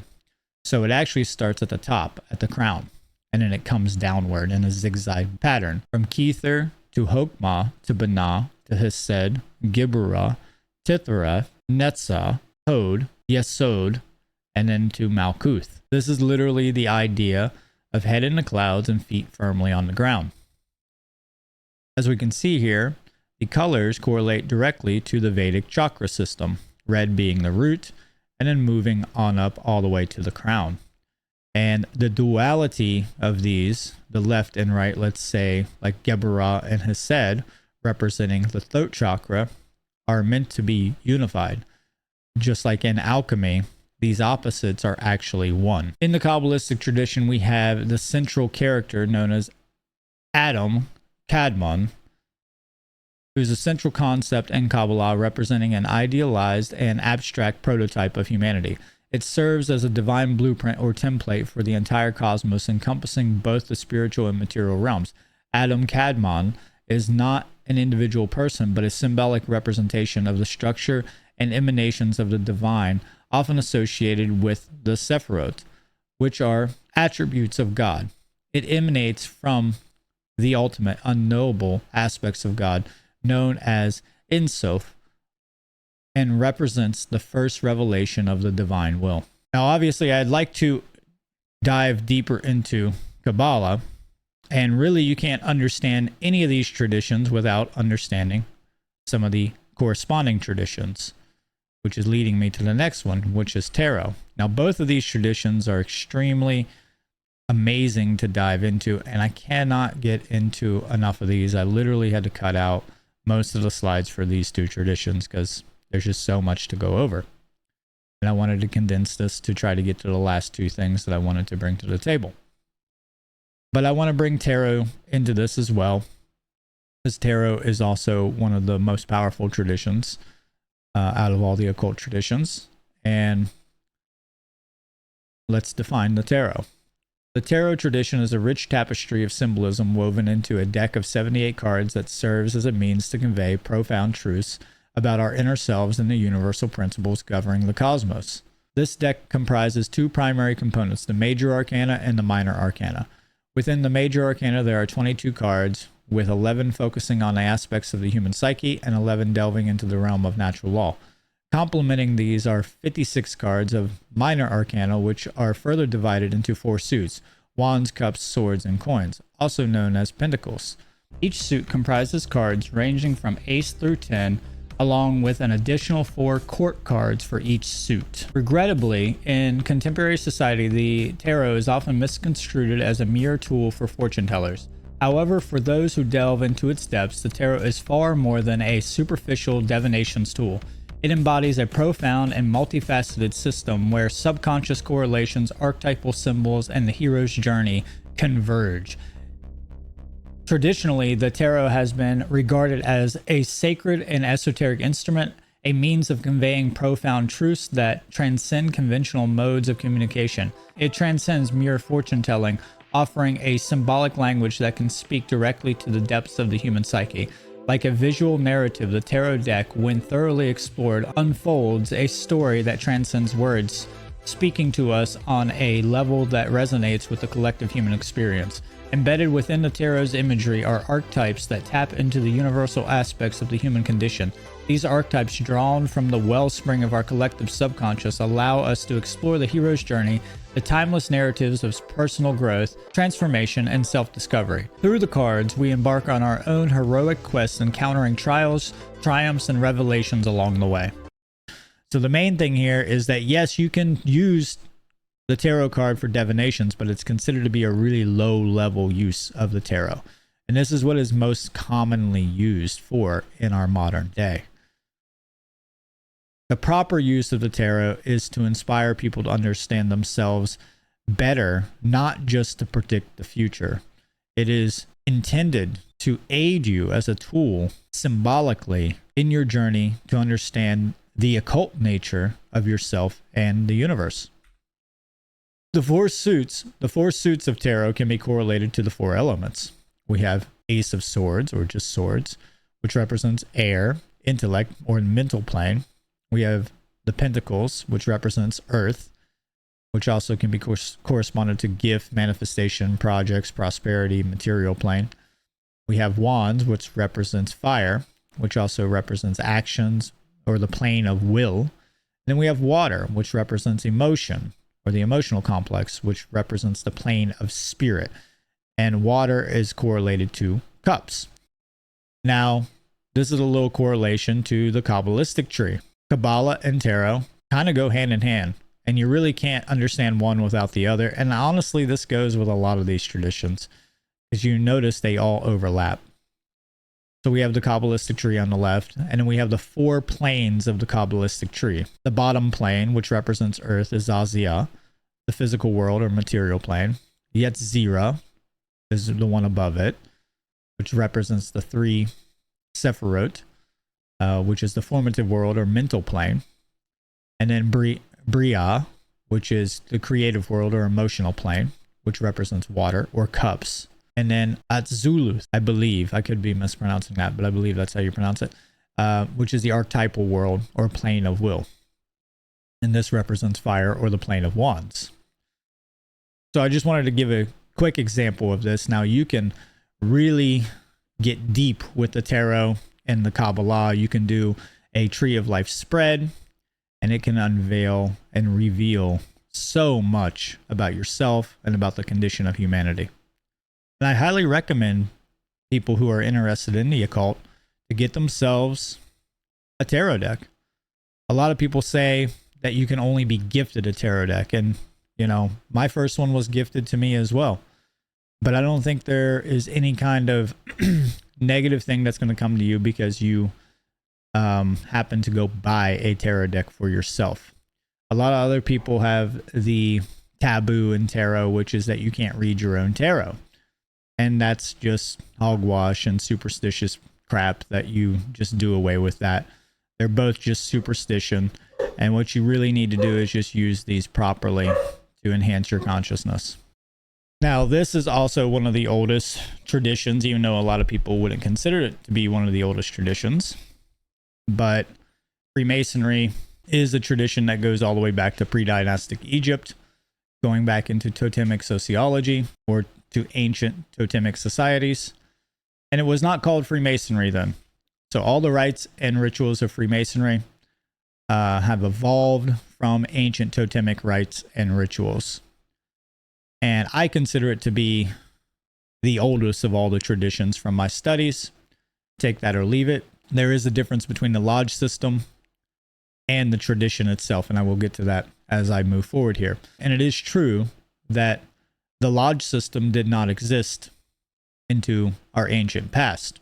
When you understand the true evolution of Freemasonry, you'll understand that it comes from Egyptian sciences and going all the way back to pre-dynastic Egypt, all the way back into totemic societies. Freemasonry is a system of morality which is veiled in allegory and illustrated by symbolism. The first 3 degrees or levels of knowledge communicated to the initiate are entered apprentice, fellowcraft, and master mason. This symbolically represents the trinity aspects of consciousness, thought, emotion, and action. Freemasonry is an ancient esoteric tradition which is based on the Egyptian sciences that pertain to critical knowledge about the self, becoming a builder of a better mind, soul, and world, and ultimately the resurrection of morality within the human being, as personified by the legend of the master builder Hiram Habib, which is also directly related to the ancient Egyptian Osiris mythos and ritual. This tracing board on the right-hand side is the first degree tracing board of Freemasonry. And I highly recommend, if you want a full in-depth breakdown of this, to go to the Cubbyhole podcast and get that, or go to Mark Bassio's work, the What on Earth is Happening website, or the One Great Work Network.com website, and go through the process of initiation into its symbolic breakdown. I don't have time to do that here today, but I will just rudimentary explain some of the simplistic understanding of it. This board is literally a mirror of yourself. It is a magic carpet. So the first degree tracing board is also known as the Temple of Solomon, the House of Everlasting Light, as some Masons call it. It is a treasure trove of symbolic knowledge. It literally is a mirror of yourself. It reflects yourself, and it also reflects the universe. As you gain more knowledge and you understand its different orientations, you can correspond this to so much knowledge in the world. So what we're going to be looking at today is how it corresponds to the triune brain, specifically the bisymmetrical aspects of the brain anatomy itself. So on the left side, we have the soul, or the sun, which is the first part of Solomon, or Solomon. And then on the right side, we have the Mon, or the moon. So this is literally the translations of Solomon. It's the sacred masculine and sacred feminine aspects coming together. The pillar on the left is called Jachin, or Jachin, and it has the S symbol at the bottom, which represents strength. And then we can associate the pillar of Jachin, or strength, on the left side, the solar aspect, to that of the left brain hemisphere. This can be correlated to the Tao Yang energy, which mainly dominates things like aggression, analytical thoughts in general, logic, anything that has to do with linear thinking. This can be symbolically represented as the blade, an upward-facing blade. And then the right side can be associated to the yin energy, or the feminine, the sacred feminine aspects of our consciousness. And this is the pillar of Boaz. This pillar can be correlated to the Tao yin energy, and it represents the moon as well, the lunar energy. It can be associated to spiritualness, passiveness, intuitive properties, creativity, emotions, and anything that has to do with, the abstract concepts of the sacred feminine or spiritual nature. So we can see right here that this board has so much knowledge within it. And obviously I don't have enough time to cover all the knowledge that we can bring to the table with this, but I just wanted to point this out a little bit very simply. Now, our goal as builders is to build a better self. And this is done by getting to the middle pillar. The middle pillar is known as the Ionic pillar. The W at the bottom represents wisdom. The upright square represents that our actions have been squared and we are upright and we are in alignment. So we have many tools at the bottom of these pillars that represent different aspects of our consciousness and different properties of our behaviors. The Ionic pillar also represents the midbrain, or the corpus callosum, the bridging point between the two hemispheres. It is literally the part of the brain that allows communication between the left and right hemispheres, which creates balance within. We also have the pineal or pineal gland located in the midbrain, which is also known as the third eye. And as you can see, we have the third eye symbolism, the all-seeing eye, above that pillar. So it represents the balancing point. And then we have Jacob's ladder, and Jake or Jack represents the sun, also means sun. And our job is to climb that ladder, starting with love or spirit under will, correlating that back to Thelema. So we start on the right side. This is us entering into the temple, by the way, not exiting. So this is the entrance into the temple, which is why it's correlated to the first degree. You're coming into the temple, and you climb this ladder from right to left to get into a more pure state of being, a state of enlightenment, starting with love and spirit, and then manifesting that into action and will in the real world, which represents the archetypal aspects of our consciousness as masculinity. The ashlar is in the back. The one on the left is in a rough form or a rugged form, meaning that it has not been worked on, or it is currently being worked on. just like our self or the world or any project that we have. And then the one on the right is in a more perfected state, which is the goal, to be the sculptors of ourself. We are the sculpture and the sculptors. And we have to build a better self and build a better world, because we're the ones who are co-creating this world.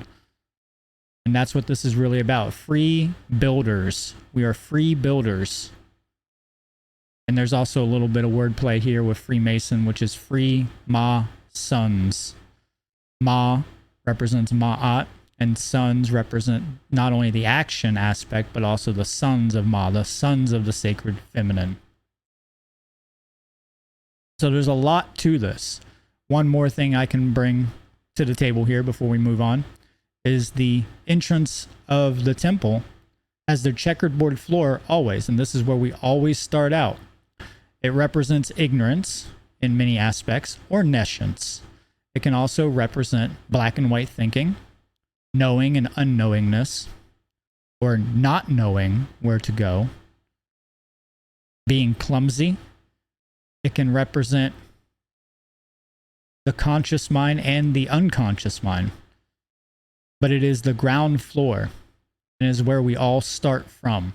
So it represents our own consciousness in internal dualism. And our goal is to bridge that dualism. And it is an important aspect of our consciousness. And back in the disco days, there was the phrase, "don't be square," which was a Masonic phrase to say, don't be on the floor of the house, meaning don't remain there. You can't stay there forever. And this is where most people are stuck at in their consciousness, is on the floor of the house. They've never raised themselves upright like a pillar. And they have not met on the level yet. So that's another tool, a Masonic tool. Now there's a lot more to this. It is a whole library of knowledge in this. I just don't have time to explain it all. So I highly recommend that you dig deeper into this. But I do have some things that I do want to bring to the table about Freemasonry. Freemasonry has its roots in the ancient Egyptian mystery schools and totemic societies, and their esoteric teachings. The symbols, rituals, and allegorical elements found in Freemasonry can all be traced back to the spiritual and philosophical tradition of ancient Egypt or Kemet. Freemasonry perpetuates the ancient mysteries of Egypt, which were passed down through generations and eventually evolved into the Masonic rituals and initiations of the modern day. And I would highly recommend this author to understand this. And it's a very, very advanced topic to get into. But I would recommend this book specifically, The Origins and Evolution of Freemasonry, Connected to the Origins and Evolution of the Human Race by Albert Churchward. And here is a profound quote from his book. The stellar cult existed for at least 300,000 years, as witnessed by records found and still exist today. These people traveled and went all over Europe, Asia, parts of North and South America, Central America, and the islands of the Pacific, as well as Africa. The remains and ruins of large cities and temples found throughout the world were mostly built by these people, meaning the stellar cult. The solar, which came after, built some, but the buildings of each are easily distinguished one from the other. The former were iconographic, the latter were not, and that's extremely important to understand. They worked out all of the revolutions of the sun, moon, and stars, the celestial bodies, and the rituals of ancient Egypt, upon which all doctrines throughout the world have been founded. So for the oldest records of our brotherhood, we have to go back as far as totemic sociology, over 600,000 years. This is proved by the fact that the skeletons of the stellar mythos people were found in Lombardy, the Paleocene strata of the Earth, and above is the low estimate for that. Now we find from these old temples that all our signs and symbols were in use then just as we use them now. There is no difference except that in some cases we have slightly modernized them. Their rituals with slight modifications were the same ones as ours. So this is a direct link to the true history of the signs, symbols, the culture, the spiritual knowledge of Freemasonry. And when you study his books, which he has a collection of 7, you understand how much evidence he's really bringing to the table. And until you really study this, I don't really think that you're qualified to speak on human origins, or at least the origins of the mystery schools. That's my own opinion on that. And I think that without studying his work, we are not doing the mystery schools justice when it comes to the origins of them. Now, with this, I feel like it's very important to bring to the table some more advanced understanding about this. Now, I tried to keep this presentation as simple as possible up to this point, but there's a few things that come when it comes to Freemasonry and when it comes to the Arthurian legend, we're about to get to that here in a minute, that I feel that nobody else really states. And all of this work that I'm bringing to the table right now is built upon all of my earlier work. And also built upon Albert Churchward's work and many other great researchers, including Douglas Martins and people like Mark Passio. Now, we have to understand the life cults and the death cults.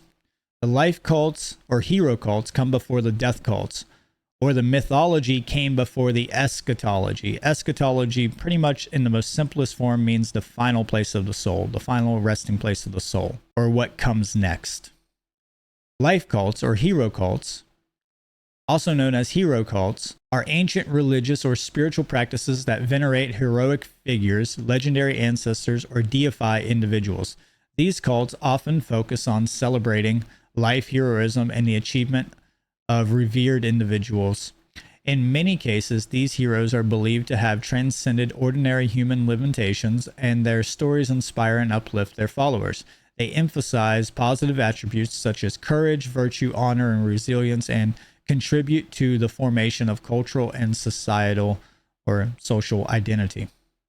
Death cults, or eschatology, also referred to as eschatological cults, that's a hard word to say, focus on the study and beliefs surrounding death and afterlife and the end of the world. Eschatology explores questions about what happens to individuals and the world at the end of time. Eschatological beliefs often revolve around the fate of the soul or spirit after death, and followers of death cults are concerned with the journey of the soul in the afterlife, and many engage in rituals or practices to prepare for this transition. Some death cults are deeply concerned with apocalyptic scenarios where they anticipate significant and transformative events that will mark the end of the world as it is known. They often explore the dual nature of existence, including the contrast between life and death, light and darkness, and good and evil. Mythology, which often encompasses the stories, legends, and narratives of culture, often precede eschatology in the development of religious or spiritual belief systems. It frequently lays the foundation for religious beliefs and practices containing elements related to the creation of the world, the origins of humanity, and the deed of heroes or gods. Over time, as society and cultures evolve, some aspects of mythology may transform into eschatological beliefs as people contemplate the ultimate destiny of the soul or seek answers to existential questions.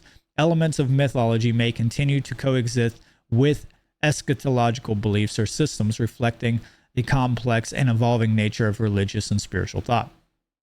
So this is pretty complex, and it's very important to understand, and I hope I made this kind of simple. Neither of these are good or evil. It's just about how our consciousness is evolving and how we're storing this knowledge and how we're bringing the old in with the new. And there is a sort of chronology to how these tools that we use and the study of nature and the study of the soul, the study of the phenomenons of existence, how they've manifested and why they have manifested, which is the most important thing, why they have manifested. And a lot of it has led us to the place that we are at today and the position and the condition of the current human world, the misunderstanding of these ancient beliefs and ancient systems of esoteric knowledge. Now, a lot of people may be familiar, if they're familiar with my work, where I talk a lot about the gavel symbolism. Now, the gavel is a huge symbol in Freemasonry. A lot of people should know this. The judge wields it as a symbol of power. But I thought I would elaborate a little bit more here since we're talking about Freemasonry. So this is not meant for the initiate. And I probably should have put this in another presentation, but it came together this way, so you're going to have to fucking deal with it. The gavel, or sacred double-headed axe, known as the Egyptian netcher, has its origins in the ancient Comedian and stellar cults. It symbolizes the one great spirit or the grand architect of the universe. The word netcher is etymologically connected to our word nature. It's literally where we get our word nature, netcher. We commonly associate it with the gavel or the judge's tool in our legal system today, which is a false form of authority. Initially, the gavel consisted of 3 sticks crossed as represented in the image above, so it's the top left. But it evolved into a sacred axe with a double head, and that is represented on the page on the right. This double-headed axe represented the great chief of the hammer and was associated with Horus, the chief hero of the early solar cults.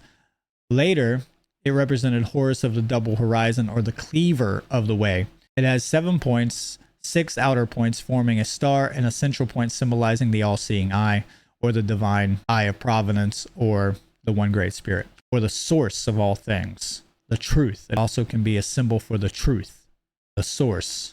The original all-seeing eye was associated with Ursa Minor, also known as the Little Bear, which was an early form of Horus with his 6 companions. This symbol has its roots in stellar mythology predating dynastic Egypt, and it's also stellar cosmology as well. And what I mean by stellar is the stellar cult, that which Albert Churchward was referring to earlier. So there's 3 ancient cults of the world. So I just want to make it clear that I expect some of you guys to have done some research on this stuff. You need to know that there's 3 ancient cults of the world, which is the solar, the lunar, and the stellar. There's some prerequisite knowledge that comes before you're ever going to understand anything in this, but I'm bringing it to the table. The gavel carries a multifaceted meaning, including power, authority, and judgment. It can also be interpreted as representing the omniscient understanding of the 3 dimensions with its 6 directional points. The central point corresponds to Polaris, or the northern polar constellation, Ursa Minor. In Egypt, Ursa Minor never dips below the horizon, signifying an all-seeing or godlike presence, and I will be explaining that a little bit later. Additionally, a forming of the double cross and later adding another, meaning another bar, thus forming the triple cross, or triple. These are still used in the same 2 forms by the brothers of the 33rd degree of Freemasonry. So we can find these symbols. This is one reason why I was bringing this to the table, is we can find these symbols in Freemasonry today. And the treble cross is the one at the bottom. So we have the double cross with just the lines horizontal, they're not closed off, and the one to the right of that with the triangle at the bottom of it, that's in the 33rd degree. Both of these are, and you can find that there. The gavel is linked to the Star of David as well, or Solomon's seal. In a positive context, it consists of an upward-facing triangle and an inverted triangle. The upward-facing triangle represents the masculine aspect, the inverted triangle symbolizing the feminine aspect. However, its deeper psychological representation relates to self-ownership and the connection to the one great spirit, or the grand architect of the universe. And many esoteric traditions discuss the 7 rays emanating from the cerebral, connecting to the source, and these rays are symbolized in the gavel. There's so much to the number 7. It's insane. I can't get into all of it here, but I'm sure a lot of people can bring a lot of their own knowledge to that table. I have notebooks filled with correlations to the number 7. The transition to a single-headed axe signifies a shift towards primacy in the north, indicating a period where the northern pole gained prominence over the southern pole. In the earlier phases, both poles, south and north, were revered equally, symbolizing a balance between Horus and Set, matter and spirit, and north and south. As the axe becomes single-headed, it represents a focus on the material realm over the spiritual realm, with the south symbolizing the spiritual and the north symbolizing the material. This transformation is reflected in modern symbols like flagpoles and flags themselves. This evolution of symbolism reflects the intricate interplay between spiritual and material realms in ancient cultures and how these concepts evolved over time. So we can see here where we actually have an Egyptian single-headed axe here, And the Egyptian single-headed axe, if you go to dynastic Egypt, the hieroglyphs, this will also represent nature, or the nature. One thing I'd like to point out is that orientation is key when it comes to understanding the evolution of the mythos and the application of the axioms from the ancient world into the real world. There's always this shift, and cosmology plays a giant part in this. And to stay oriented with the cosmological representations, along with the symbolic representations, and the modes of psyche that are manifesting the conditions of the societies is very, very crucial. This is why, even though the single-headed axe still represents God or divine or nature, it also symbolizes an imbalance in the mythos and an imbalance in the society. This is why we find it in later time periods of the Comedian culture, because they've moved into a solar aspect of culture, a patriarchal style of governing, which is exactly what we've been dealing with, which is the domination of the solar cult aspect of our consciousness. And really, we should just call it the dark solar cult, because that's really what it's about. It's about the dark aspects of the solar representation of our consciousness. So our modern era is a solar cult. It's all around us. Christianity is a solar cult.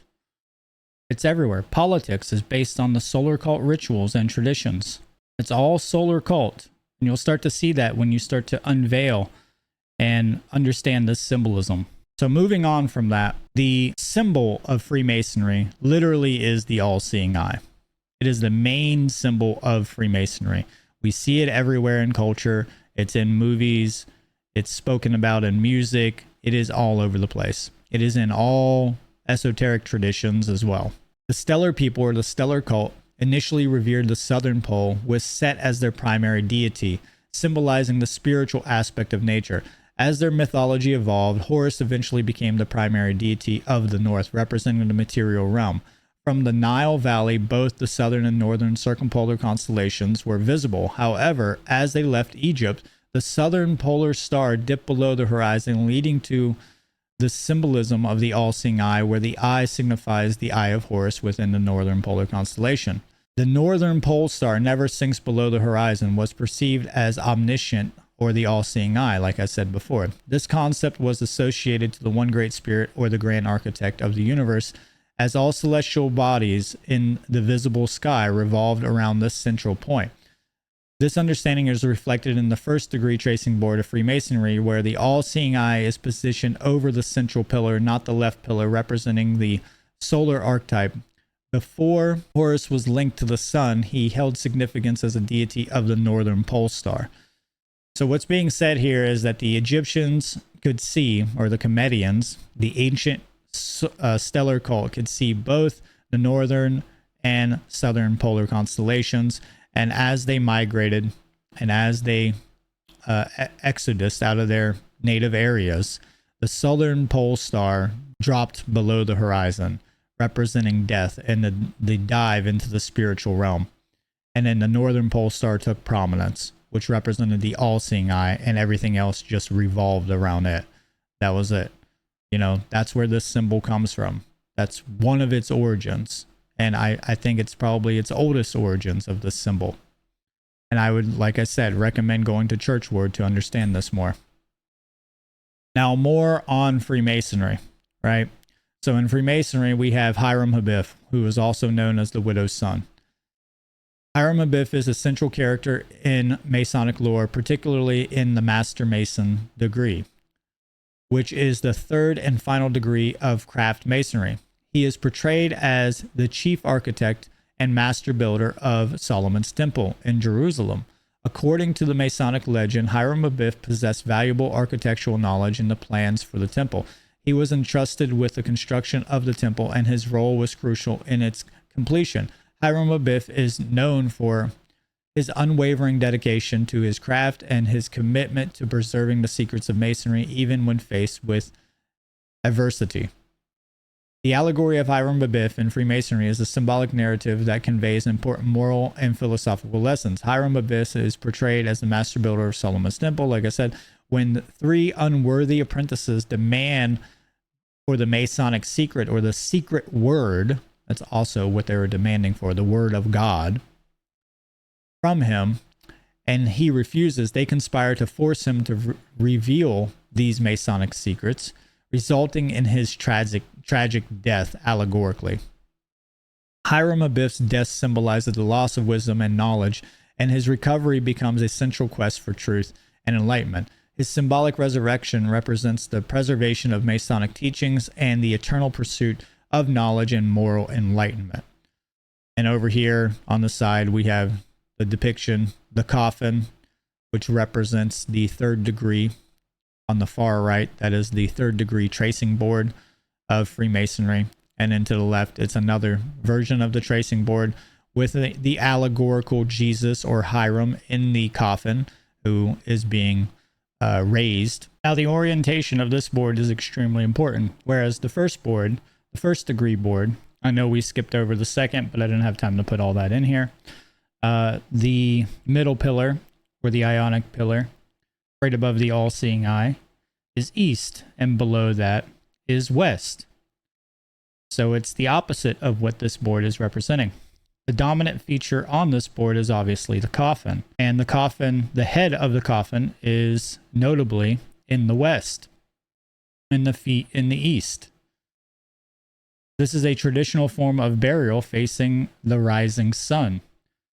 So the sun rises the way that the Kundalini energy would also rise, because it also is said that breath is spirit, and when you release your last breath, your spirit leaves your body. And then in some traditions, the crown chakra is where the spirit is released out of the body. So it's supposed to aid in that progression, and also the sun represents the spirit. So ancient comedians would bury their dead on the west side of the Nile in this orientation. And at the head, of course, we have the acacia, which is the tree that represents resurrection. There's also a Masonic cipher, but I can't get into that here. And then we have in Hebrew 555 on many of these tracing boards, the third degree tracing boards, which is said to represent the master builder Hiram Abiff's number. Now, again, I'm not going to be going over all the symbolism of this because I just don't have time. I do hope to further break down some of these symbols in future S.E.E.D work on my website. So now this is some of the pivotal work as well. And if anybody's been listening to the most recent episodes of The Cubbyhole, which I highly recommend you do, you'll understand these deeper connections. The connections between Hiram Abiff and Osiris is a fascinating aspect of Masonic symbolism and allegory, representing themes of death, resurrection, and the pursuit for higher knowledge. Osiris was the son of the sky god Geb, or Geb, and the earth goddess Nut, and he ruled over the fertile lands of Egypt, bringing prosperity and civilization to the people. He was a wise and just ruler who taught the Egyptian agriculture and the art of making wine, among many other things, including a lot of occult knowledge and esotericism. However, Osiris had a jealous brother named Set, who coveted his throne. Set plotted to kill Osiris and take his place. He created a beautiful chest and invited Osiris to a grand feast where he offered to give the chest to anyone who could fit inside it perfectly. Osiris, unaware of Set's intentions, he lays down in the chest, and Set slammed the lid shut, sealing it with lead and throwing it into the Nile River. The chest floated down the river, eventually came to rest in a tamarisk tree in Byblos, Phoenicia, modern-day Lebanon. The tree grew around the chest, encasing Osiris within. Meanwhile, Isis, Osiris's sister and wife, searched tirelessly for his body. She eventually discovered the chest and brought it back to Egypt. Set, still determined to thwart Osiris, learned of Isis's find, and in a fit of rage, dismembered Osiris's body into numerous pieces, scattering them across Egypt, including his cock, or his penis, which he threw and fed to a fish. Isis and her sister Nephthys, along with the god Anubis of the underworld, embarked on a quest to recover Osiris's body parts. They managed to find and reassemble all the pieces except for Osiris's phallus, which had been eaten by a fish, like I said. Nevertheless, with help of the god Thoth, a magical phallus was fashioned, and Osiris was resurrected through the powerful spell of Isis. This phallus was golden as well. Though Osiris was brought back to life, he could no longer rule the world of the living. Instead, he became the ruler of the afterlife. This corresponds to eschatology, and this is extremely important to the time periods between mythology and eschatology. The god of the underworld and the judge of the dead. His story is often associated with themes of resurrection and the cyclical nature of life and death, and the importance of fertility in agriculture in ancient Egypt. The connection between Hiram-Abiff and Osiris in Freemasonry reflects shared themes of death, resurrection, and transmission of knowledge and wisdom. While they come from different cultures and mythological backgrounds, their stories are woven into the symbolic fabric of Masonic allegory to convey important moral and spiritual lessons to Masons on their journey of self-improvement and enlightenment. In the Masonic legend of Hiram-Abiff, he meets a tragic end when he is killed by his 3 fellow craftsmen who demand the secret of his craft. Hiram-Abiff's death represents the loss of wisdom and knowledge. However, in the Masonic narrative, Hiram-Abiff is symbolically resurrected, signifying the preservation and continuation of the Masonic teachings and the pursuit of truth and enlightenment. This theme parallels the resurrection of Osiris in the Egyptian mythology. Now, there's a lot more to this. This is like the basic stuff. This is really the basic of basics. Another concept of the Osiris legend is the pillar of Djed. The Djed pillar, a symbol from ancient Egyptian culture, holds esoteric and spiritual significance. It is often depicted as a column with crossbars near the top, resembling a backbone or spine. It is seen as Osiris's backbone or spine and represents his eternal and resurrected state. The esoteric meaning of the Djed or Djed pillar includes stability, endurance, inner strength, and is associated with Osiris, the god of resurrection. It may also be seen as a symbol of sacred geometry, alignment of the chakras, and energy flow, and the individual's journey towards enlightenment and transformation. This connection reflects the cyclical nature of life and death, much like the natural cycles observed in the changing seasons and the annual flooding of the Nile Valley or the Nile River.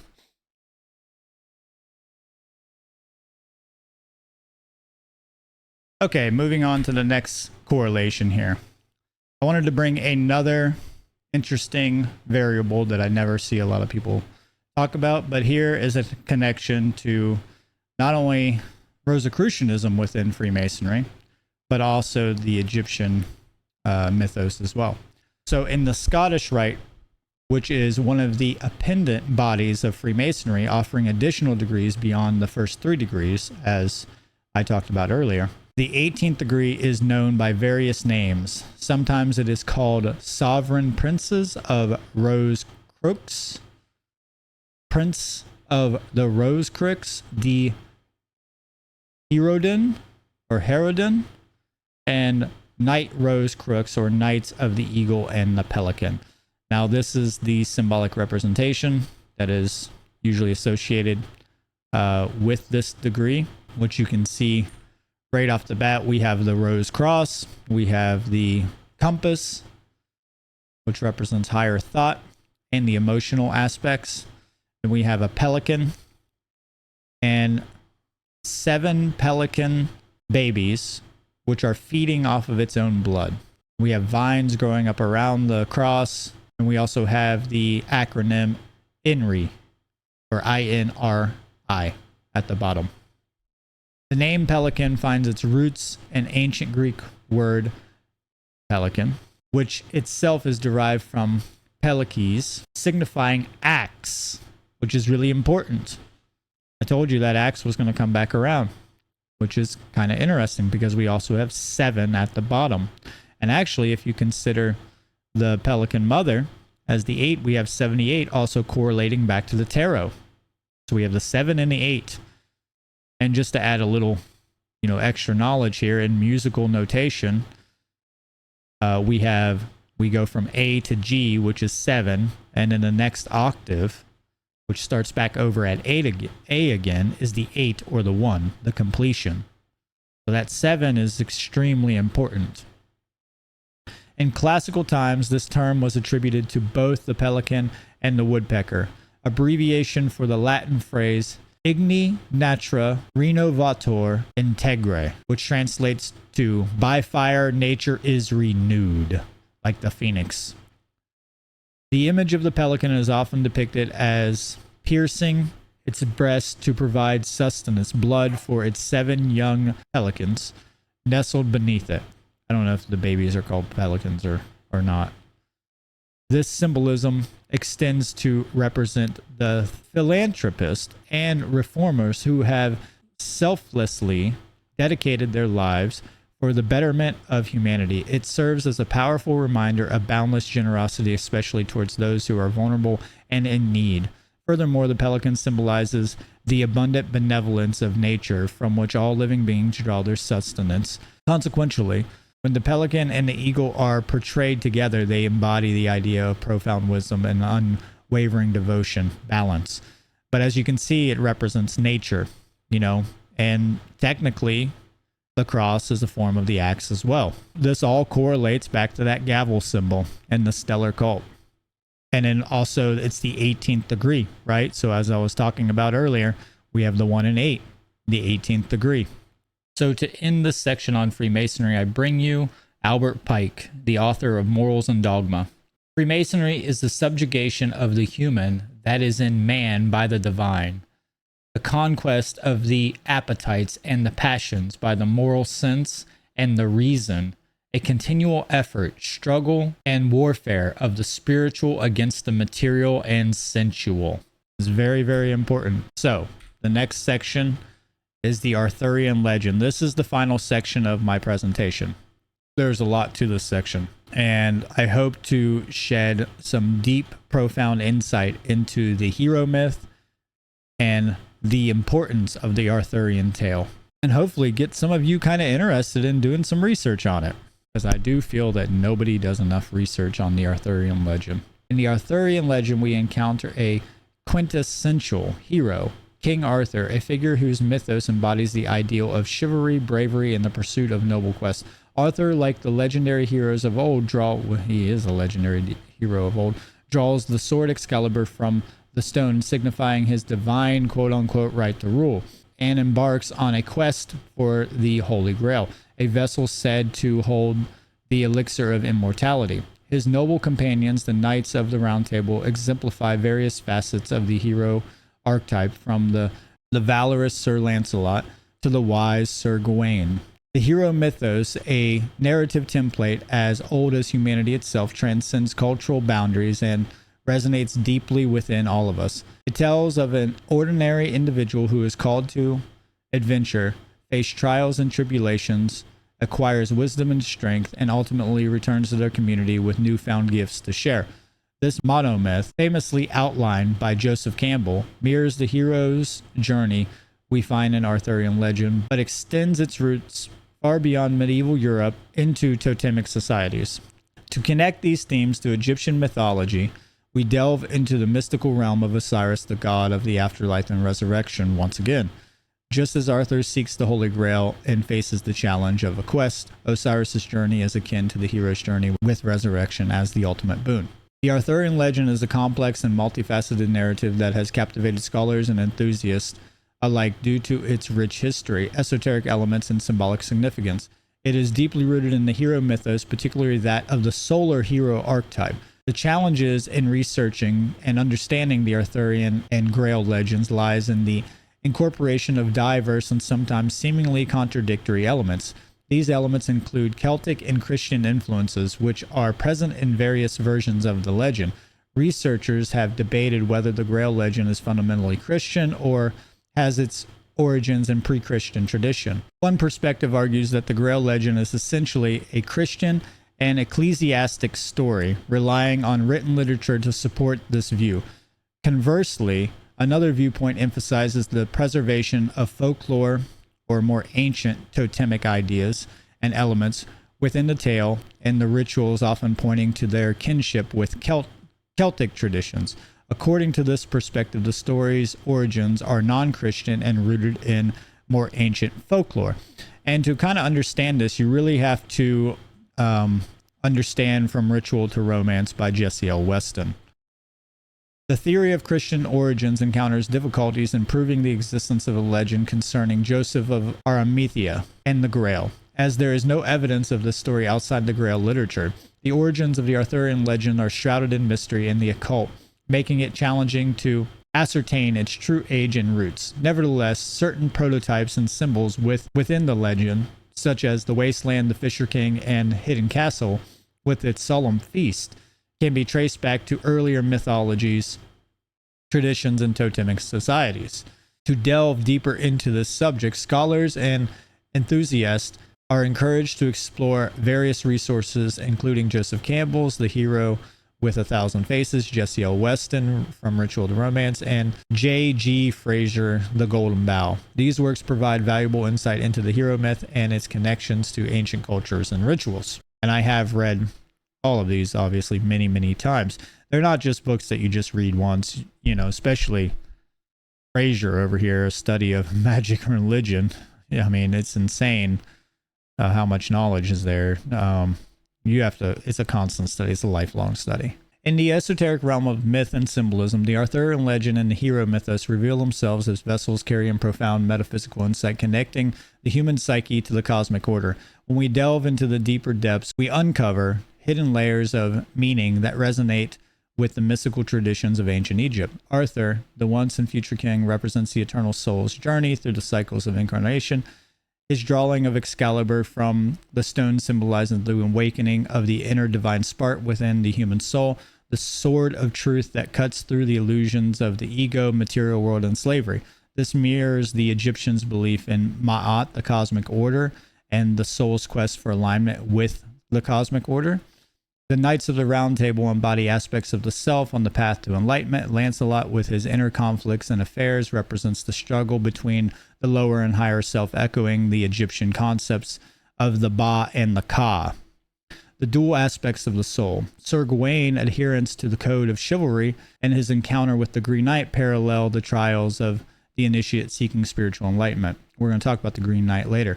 In the Egyptian mythology, the story of Osiris, which we've already kind of explained a little bit of, delves deeply into esoteric notion of death and rebirth as a metaphor for spiritual transformation. Osiris's dismemberment by Set signifies the fragmentation of the soul, a symbolic death and a descent into the underworld. This mirrors the Fisher King's story, which must undergo trials and confront its own fragmentation before achieving spiritual resurrection. Isis, the divine sister wife, represents the inner wisdom, intuition required to restore the fragmented soul, which is the sacred feminine principle. Her magical reassembly of Osiris signifies the regeneration of the self and the awakening of inner potential, aligning with the Hermetic principle of as above, so below. It also aligns with the alchemical process of albedo. So as you can see here, this also relates back to everything that I was talking about earlier on. When we connect these narratives, we discern a grand esoteric synthesis. Arthur's quest for the Holy Grail parallels with the Egyptian pursuit of enlightenment and unity with the divine, the Grail often depicted as a mystical chalice, symbolizing the vessel of the soul, akin to the Egyptians' concept of the Ka.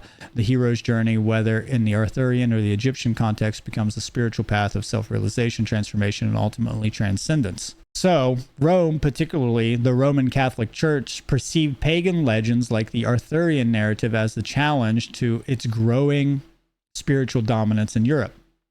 These myths presented alternative narratives that celebrated matriarchal or nature-based traditions, not all of which were matriarchal, by the way, and posed resistance to Christianization efforts.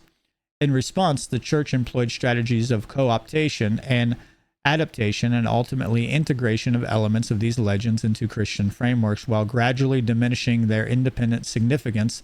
The historical interplay between paganism and Christianity remains a testament to the complex evolution of religious beliefs in Europe. So pretty much they adapted it, they assimilated it, they co-opted it, they destroyed it, they left it as a detritus of what it originally was. Any new religion seeks to obliterate all its predecessors. The Arthurian legend is intricately tied to ancient totemic nature and solar cults, with the elements of the agricultural symbolism. In many hero legends, including the Arthurian, narrative, the king's well-being is linked to the land's fertility and crops. We can show that between these mystery cults, there exists at one time a close and intimate union involved with the practice of simulation of the central rites, in each case a Eucharistic feast in which the worshippers partook of the food of life from the sacred vessel. We find this in Christianity. Many ancient cultures, including the Egyptians, Greeks, and Romans, had long-standing traditions of offering sacrifices to their gods. In the Hellenistic period, mystery religions such as the cult of Dionysus and the cult of Isis featured rituals that included the consumption of bread and wine as symbols of spiritual nourishment and initiation. These rituals often involved the consumption of sacrificial animals and other offerings as a means of communing with the divine. Furthermore, King Arthur, like other legendary figures such as Apollo, Dionysus, and Jesus Christ, is seen as a metaphorical representation of the sun's annual journey through the zodiacal sign. This archetype underscores the connection between solar mythology and the Arthurian legend. Bear with me here, we're getting through this. The divine right of kings was a political and religious doctrine prevalent in medieval Europe. It asserted that monarchs derived their authority and legitimacy directly from God, and their rule was divinely ordained. The belief justified absolute monarchy, where kings wielded unchecked power and were accountable only to God. Arthurian legends often emphasized the moral and ethical responsibility of a ruler. Arthur's Knights of the Round Table swore oaths of chivalry and justice. In contrast, the divine right of kings did not inherently emphasize moral or ethical responsibilities. It focused on the false source of divine authority and moral relativity. So what I'm saying here with this is that even though Arthur drew his sword and it was seen as some sort of fate or a divine authority, it was never wielded in that way. And remember, this is all about occult knowledge. Arthur wielding that sword is also symbolic of him wielding occult knowledge. And it's very obvious. And he is a bridging between the old and the new as well. That's really important to understand that. And there's many ways you can interpret the sword and the stone, obviously. A lot of people physically correlate it to metallurgy and the advancements of forging and also alchemy. You know, so the sword being pulled from the stone is like, you know, pulling the metal from the stone and tempering it, you know, forging it into a strong piece of metal, right? So yeah, it can be correlated to the advancements of metallurgy in that way. But obviously we're talking about the spiritual and occult significance of this, which there's occult significance to that as well. Delving into the esoteric symbolism of the 5 alchemical elements and the suits of the tarot and the elements of Arthurian legend. The sword, lance, grail, and round table reveals a profound interconnectedness that hints at a hidden mystery of transformation, enlightenment, in the hero's journey. So, if we look at this, already you can see we have the lance, we have the sword, we have the grail, we have the round table. These are all the suits of the tarot. We have earth, the pinnacles, and that's the round table. Earth in alchemy represents the material world, stability and grounding. In the tarot, pinnacles or coins corresponds to earth and deals with practical matters and wealth. The round table, a symbol of unity and equality among Arthur's knights, can be seen as a representation of the earthly realm. It signifies the harmonious balance of the material aspects of life, mirroring the stability and prosperity associated with the earth. Then we have water, cups, the Holy Grail. Water is the element of emotions, intuition, and the unconscious in alchemy. In the tarot, cups represents water and addresses matters of the heart, emotions, and relationships.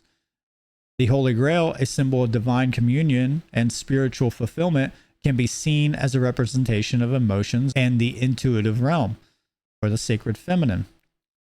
It reflects the depths of the human soul and the quest for spiritual enlightenment, much like the emotions and the intuitive aspects depicted in the cup's suit. It also represents the subconscious realm as well.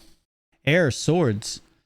Air in alchemy represents intellect, communication, and clarity of thought. Swords in the tarot align with air and deal with matters of the mind, challenges, and decision-making processes. Excalibur is often depicted as a sword of great wisdom and power. In some versions of the Arthurian legend, it is said to be inscribed with mystical runes or words of power. This association with knowledge and wisdom aligns with the qualities of air element, which is linked to the intellectual pursuits and the realm of ideas. And then fire, wands, and the lance. Fire in alchemy symbolizes transformation, passion, and spiritual illumination. The tarot's wands represents fire and deal with inspiration, energy, and personal power. The lance embodies the fiery element as a symbol of courage, truth, and the power of will. It represents the transformative and illuminating aspects of fire, just as wands in the tarot deck signifies the inner fire that drives us to seek our own purpose and overcome obstacles. And you could correlate this to Merlin's wand as well. And that's why I kind of bring up Merlin here as well, because you can't like talk about the Arthurian legend without talking about Merlin. I actually think that Merlin's more popular in modern culture than Arthur himself now. Merlin, the great wizard who possesses godlike hermetic wisdom and magic, Hermes is a collaboration of many symbols, Greek, Roman, and Egyptian. There are many hero stories that depict Hermes. Some of the ones that we might recognize would be Gandalf in Lord of the Rings and Morpheus in The Matrix. Hermes is the one who sends the hero on his quest with his higher level wisdom and insight. So Hermes is the hermit, obviously. He's Thoth, he's Morpheus, he's Gandalf. You know, there's many Hermes in modern movies. But he's also Merlin. That's literally the first Merlin, right? And you can look at Arthur as Neo. Literally, the Matrix is the Arthurian legend, just in a modern form. So as you can see with all this, this ancient, amazing story is correlating to all of these traditions. Alchemy, tarot, you can correlate it to Kabbalistic tradition, the Masonic tradition. You can correlate it to all of these because they're all interconnected. There's a ubiquitous nature between all of them. I think one of the next two sections are some of the most profound insight that I've gained from the Arthurian legend at some level. The Arthurian legend of the Fisher King is a significant and symbolic element of the Arthurian mythos. It is often associated with the quest for the Holy Grail and the theme of the wounded king. The Fisher King is a mythical figure who is also known as the Wounded King or the Maimed King. He is the guardian of the Holy Grail and the ruler of the Grail Castle. The Fisher King is called such because he is often depicted as a fisherman, and his primary role is to catch fish from the sacred river near his castle. It's really important to understand how this correlates to Jesus. This also correlates to some of the Buddhist rites and traditions of the feast that they have with the fish. It's all over the place. It's everywhere. The defining characteristic of the Fisher King is his grievous and mysterious wound. The nature of his injury varies in different versions of the legend, but it is always a debilitating and unhealable wound, often located in the thigh or groin. This wound reflects a deeper spiritual and metaphysical malice afflicting the land. The Wounded King can be seen as a symbol of the wounded and disconnected spiritual aspects of the land and its people. The quest for the Grail becomes a spiritual journey in which the knights seek not only a physical object, but a spiritual healing, redemption, and the restoration of the land's vitality. The land's desolation, the health and well-being of the Fisher King are intrinsically linked to the fertility and prosperity of the land that he rules. Sorry about the typo there. When the Fisher King is wounded, the land becomes desolate, barren, and unproductive. Crops fail, animals sicken, and the kingdom falls into decline. This is really important to understand. This is where we get the killing of the king ritual. This is all part of that. This is all part of politics. This is part of every aspect of our world. You know, this is intrinsically tied into also ourselves. I mean, just think about it, even on the most like microcosmic level. When you get sick, your house falls into disorder. You're the ruler of your house. You know, so if your mind and your spirit is sick, then your temple, your body falls into disorder as well. Now just multiply that into society. You know, that's exactly what's happening. It's a spiritual wound. The quest for the Grail, a sacred and mystical chalice often associated with Christ's Last Supper, is intrinsically intertwined with the Fisher King's plight. Knights of the Round Table, among them Percival and Galahad, embark on a noble quest to locate the Grail, believing it possesses the power to mend both the king and the ailing land. Redemption and healing take center stage in this legend in certain renditions. When a worthy knight like Galahad attains the Grail, a miraculous transformation occurs. The Fisher King's grievous wound is healed, and the land is restored to its former glory. This symbolizes the profound theme of redemption, where spiritual healing paves the way for the rejuvenation of a once desolate world. This is what we're trying to do today. We're trying to heal the land. Our world is sick, and it's because we are spiritually sick. We have to get in touch with our true selves, our sacred feminine nature. We have to enact that into the world collectively. It is true, it's a collective effort, but it all starts at the individual effort. It all starts with the one, and then it has to be multiplied. But we need numbers. It is the truth. No one person can solve this issue. So another one of my favorite stories is The Green Knight, and I'm not sure if anybody's watched The Green Knight movie, but I highly recommend watching The Green Knight movie. The cinematography is amazing, and the story is amazing. And since most of us here, at least I hope most of the people watching this, are familiar with natural law, you'll understand a little bit of the allegory in it, which I'm going to explain here. The central element of the Green Knight's legend is a challenge to King Arthur's knights. He proposes a peculiar and seemingly perilous game. Any knight who accepts his challenge, beheading, which is what the challenge is, can strike him with his axe. There's this axe again, right? The Netcher. And remember, he's a green knight. But they must prepare to receive an equal blow in 1 year's time, 1 circle year, passing through all the 4 elements, right? And coming back. The cycle. His axe will belong to whoever accepts this deal. After accepting the Green Knight's challenge, Sir Gawain beheads him and then must seek the Green Knight a year later to fulfill his part of the bargain with honor. Gawain demonstrates chivalry and loyalty until his honor is called into question by a test involving a lord and a lady and the lady of a castle at which he is a guest on his journey. This journey is both a painstaking physical and spiritual quest, representing the inner struggles for self-transformation and responsibility that are the result of our own actions. So to give a little bit more context about this journey, Gawain ends up meeting a lord and a lady at a castle in the middle of winter. The lord proposes a bargain to Gawain that he goes hunting every day and he will give Gawain whatever he catches on the condition that Gawain gives him whatever he may gain during the day. Gawain accepts this offer. After he leaves, the lady visits Gawain and tries to seduce him. But despite her best efforts, he allows her nothing but a single kiss. When the Lord returns and gives Gawain a deer he has killed, Gawain gives a single kiss to him without divulging its sources. So this was an exchange, kind of like a karmatic repercussion of what's going on here. The next day, the lady returns to Gawain and tries to advance on him again. And again, the Lord brought back a hunted boar and had to exchange, and Gawain had to give 2 kisses. She comes once more on the 3rd morning. Gawain denies her advances at this point. So she offers him a gold ring as a keepsake. He steadfastly refuses this gold ring, but she pleads that he at least take her sash, which is a green and gold silk sash. And it is charmed. And this charm will keep him safe from all physical harm. So Gawain accepts this, and they exchange the 3 kisses. And then he has to face the Green Knight down, but he has to accept this blow. First, the Green Knight tests his willpower by acting like he's going to cut off his head. 3 times he does this. The first time, Gawain does flinch, and the Green Knight mocks him for it.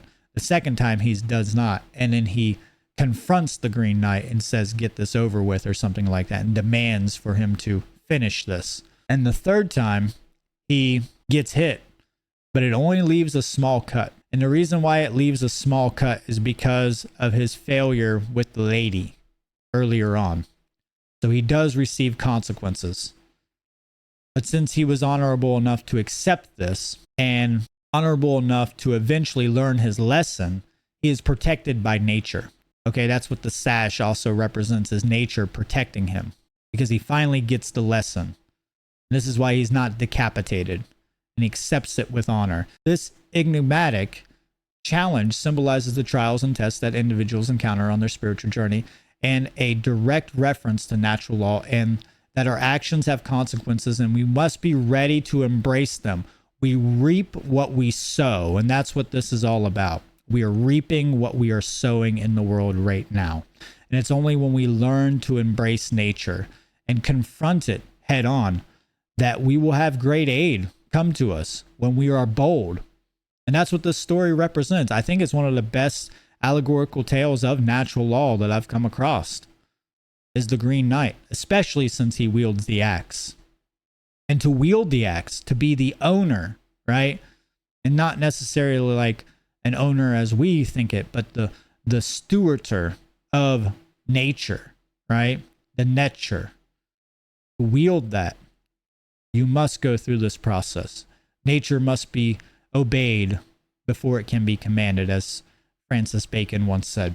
In this context, the Green Knight's game serves as a metaphor for living in harmony with unwavering laws of creation and the importance of accepting and embracing the consequences of our action, dignity, honor, integrity, loyalty, honesty, and holding true to actual principles. That's what this really comes down to. So the final section of my presentation is The Mist of Avalon by Marion Zimmer Bradley, which is a novel that offers a fresh perspective on the Arthurian legend, delving into the lives of its female characters, especially the priestesses of Avalon.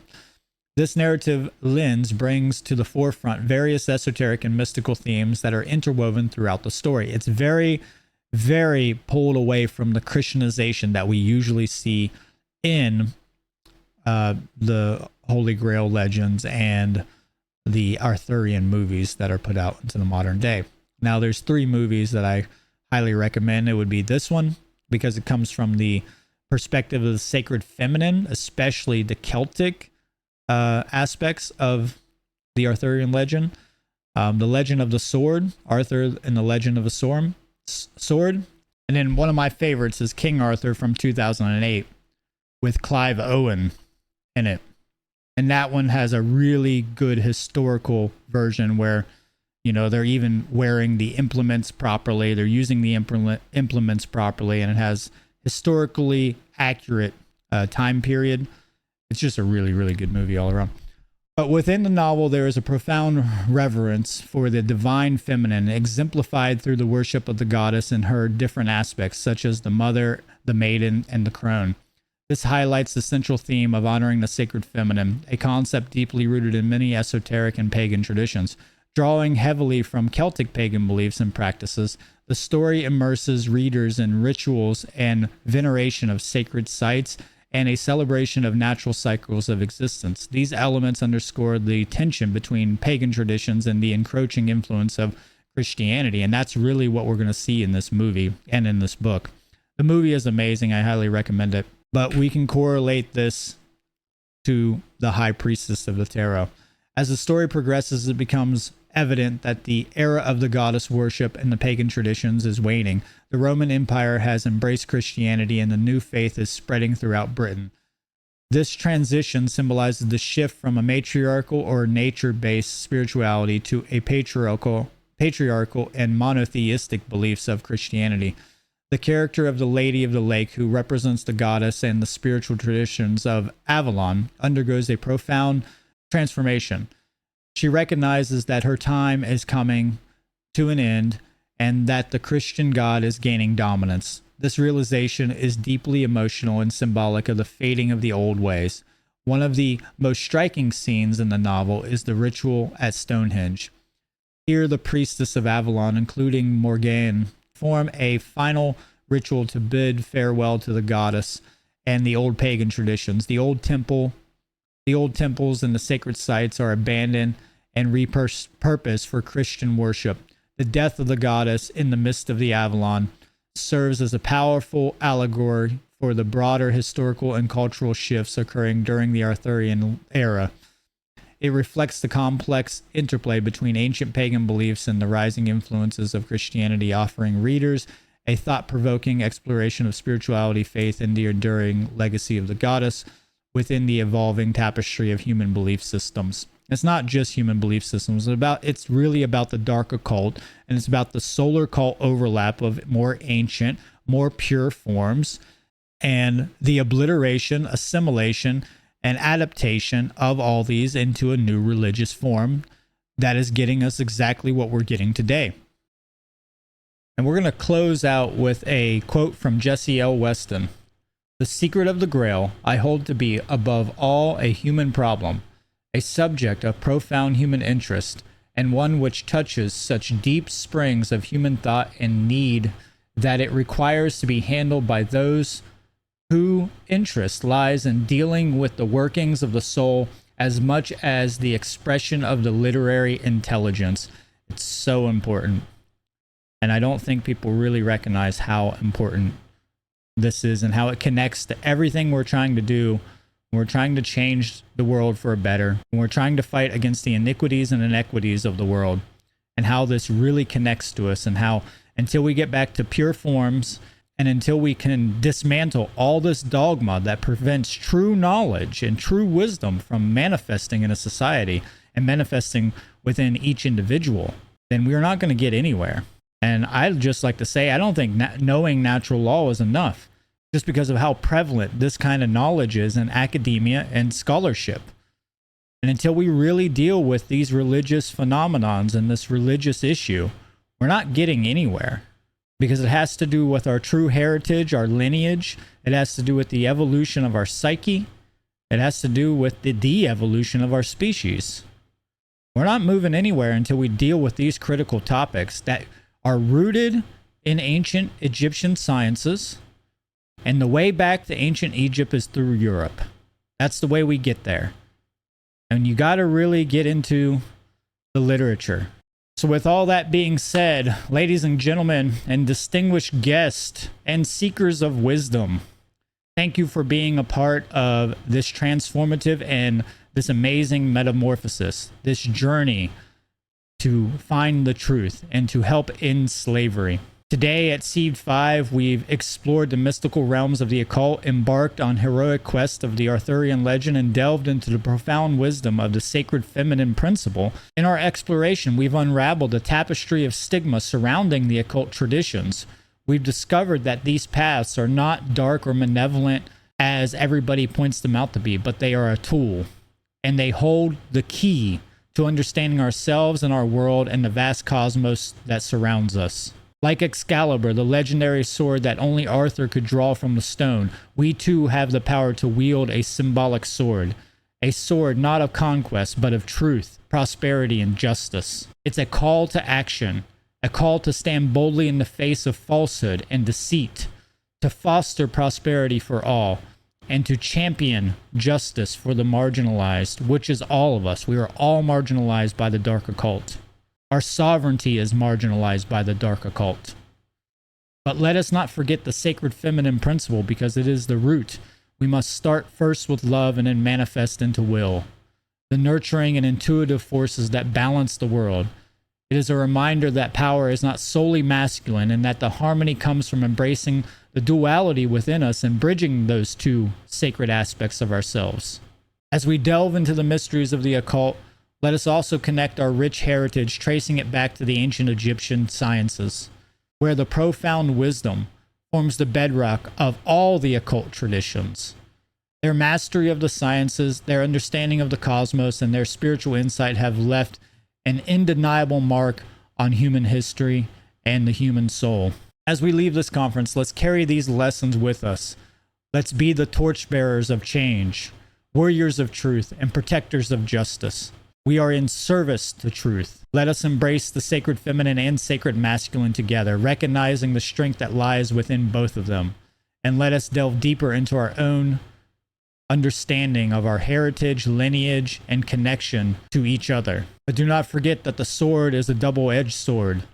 It is a double-edged blade, and we must learn to wield it wisely. And the outcome of that is determined by the quality of our own consciousness. It's time to forge a brighter future, and let's ensure that the seeds of knowledge are planted in each and every person's subconscious mind, so that whenever they are ready, all they must do is fertilize that and water that seed to grow and develop the tree of life and the tree of freedom. And hopefully these seeds will once blossom into a world where understanding, compassion, empathy, and true wisdom are a norm. So thank you, ladies and gentlemen, for bearing with me on such a critical topic. Until next time.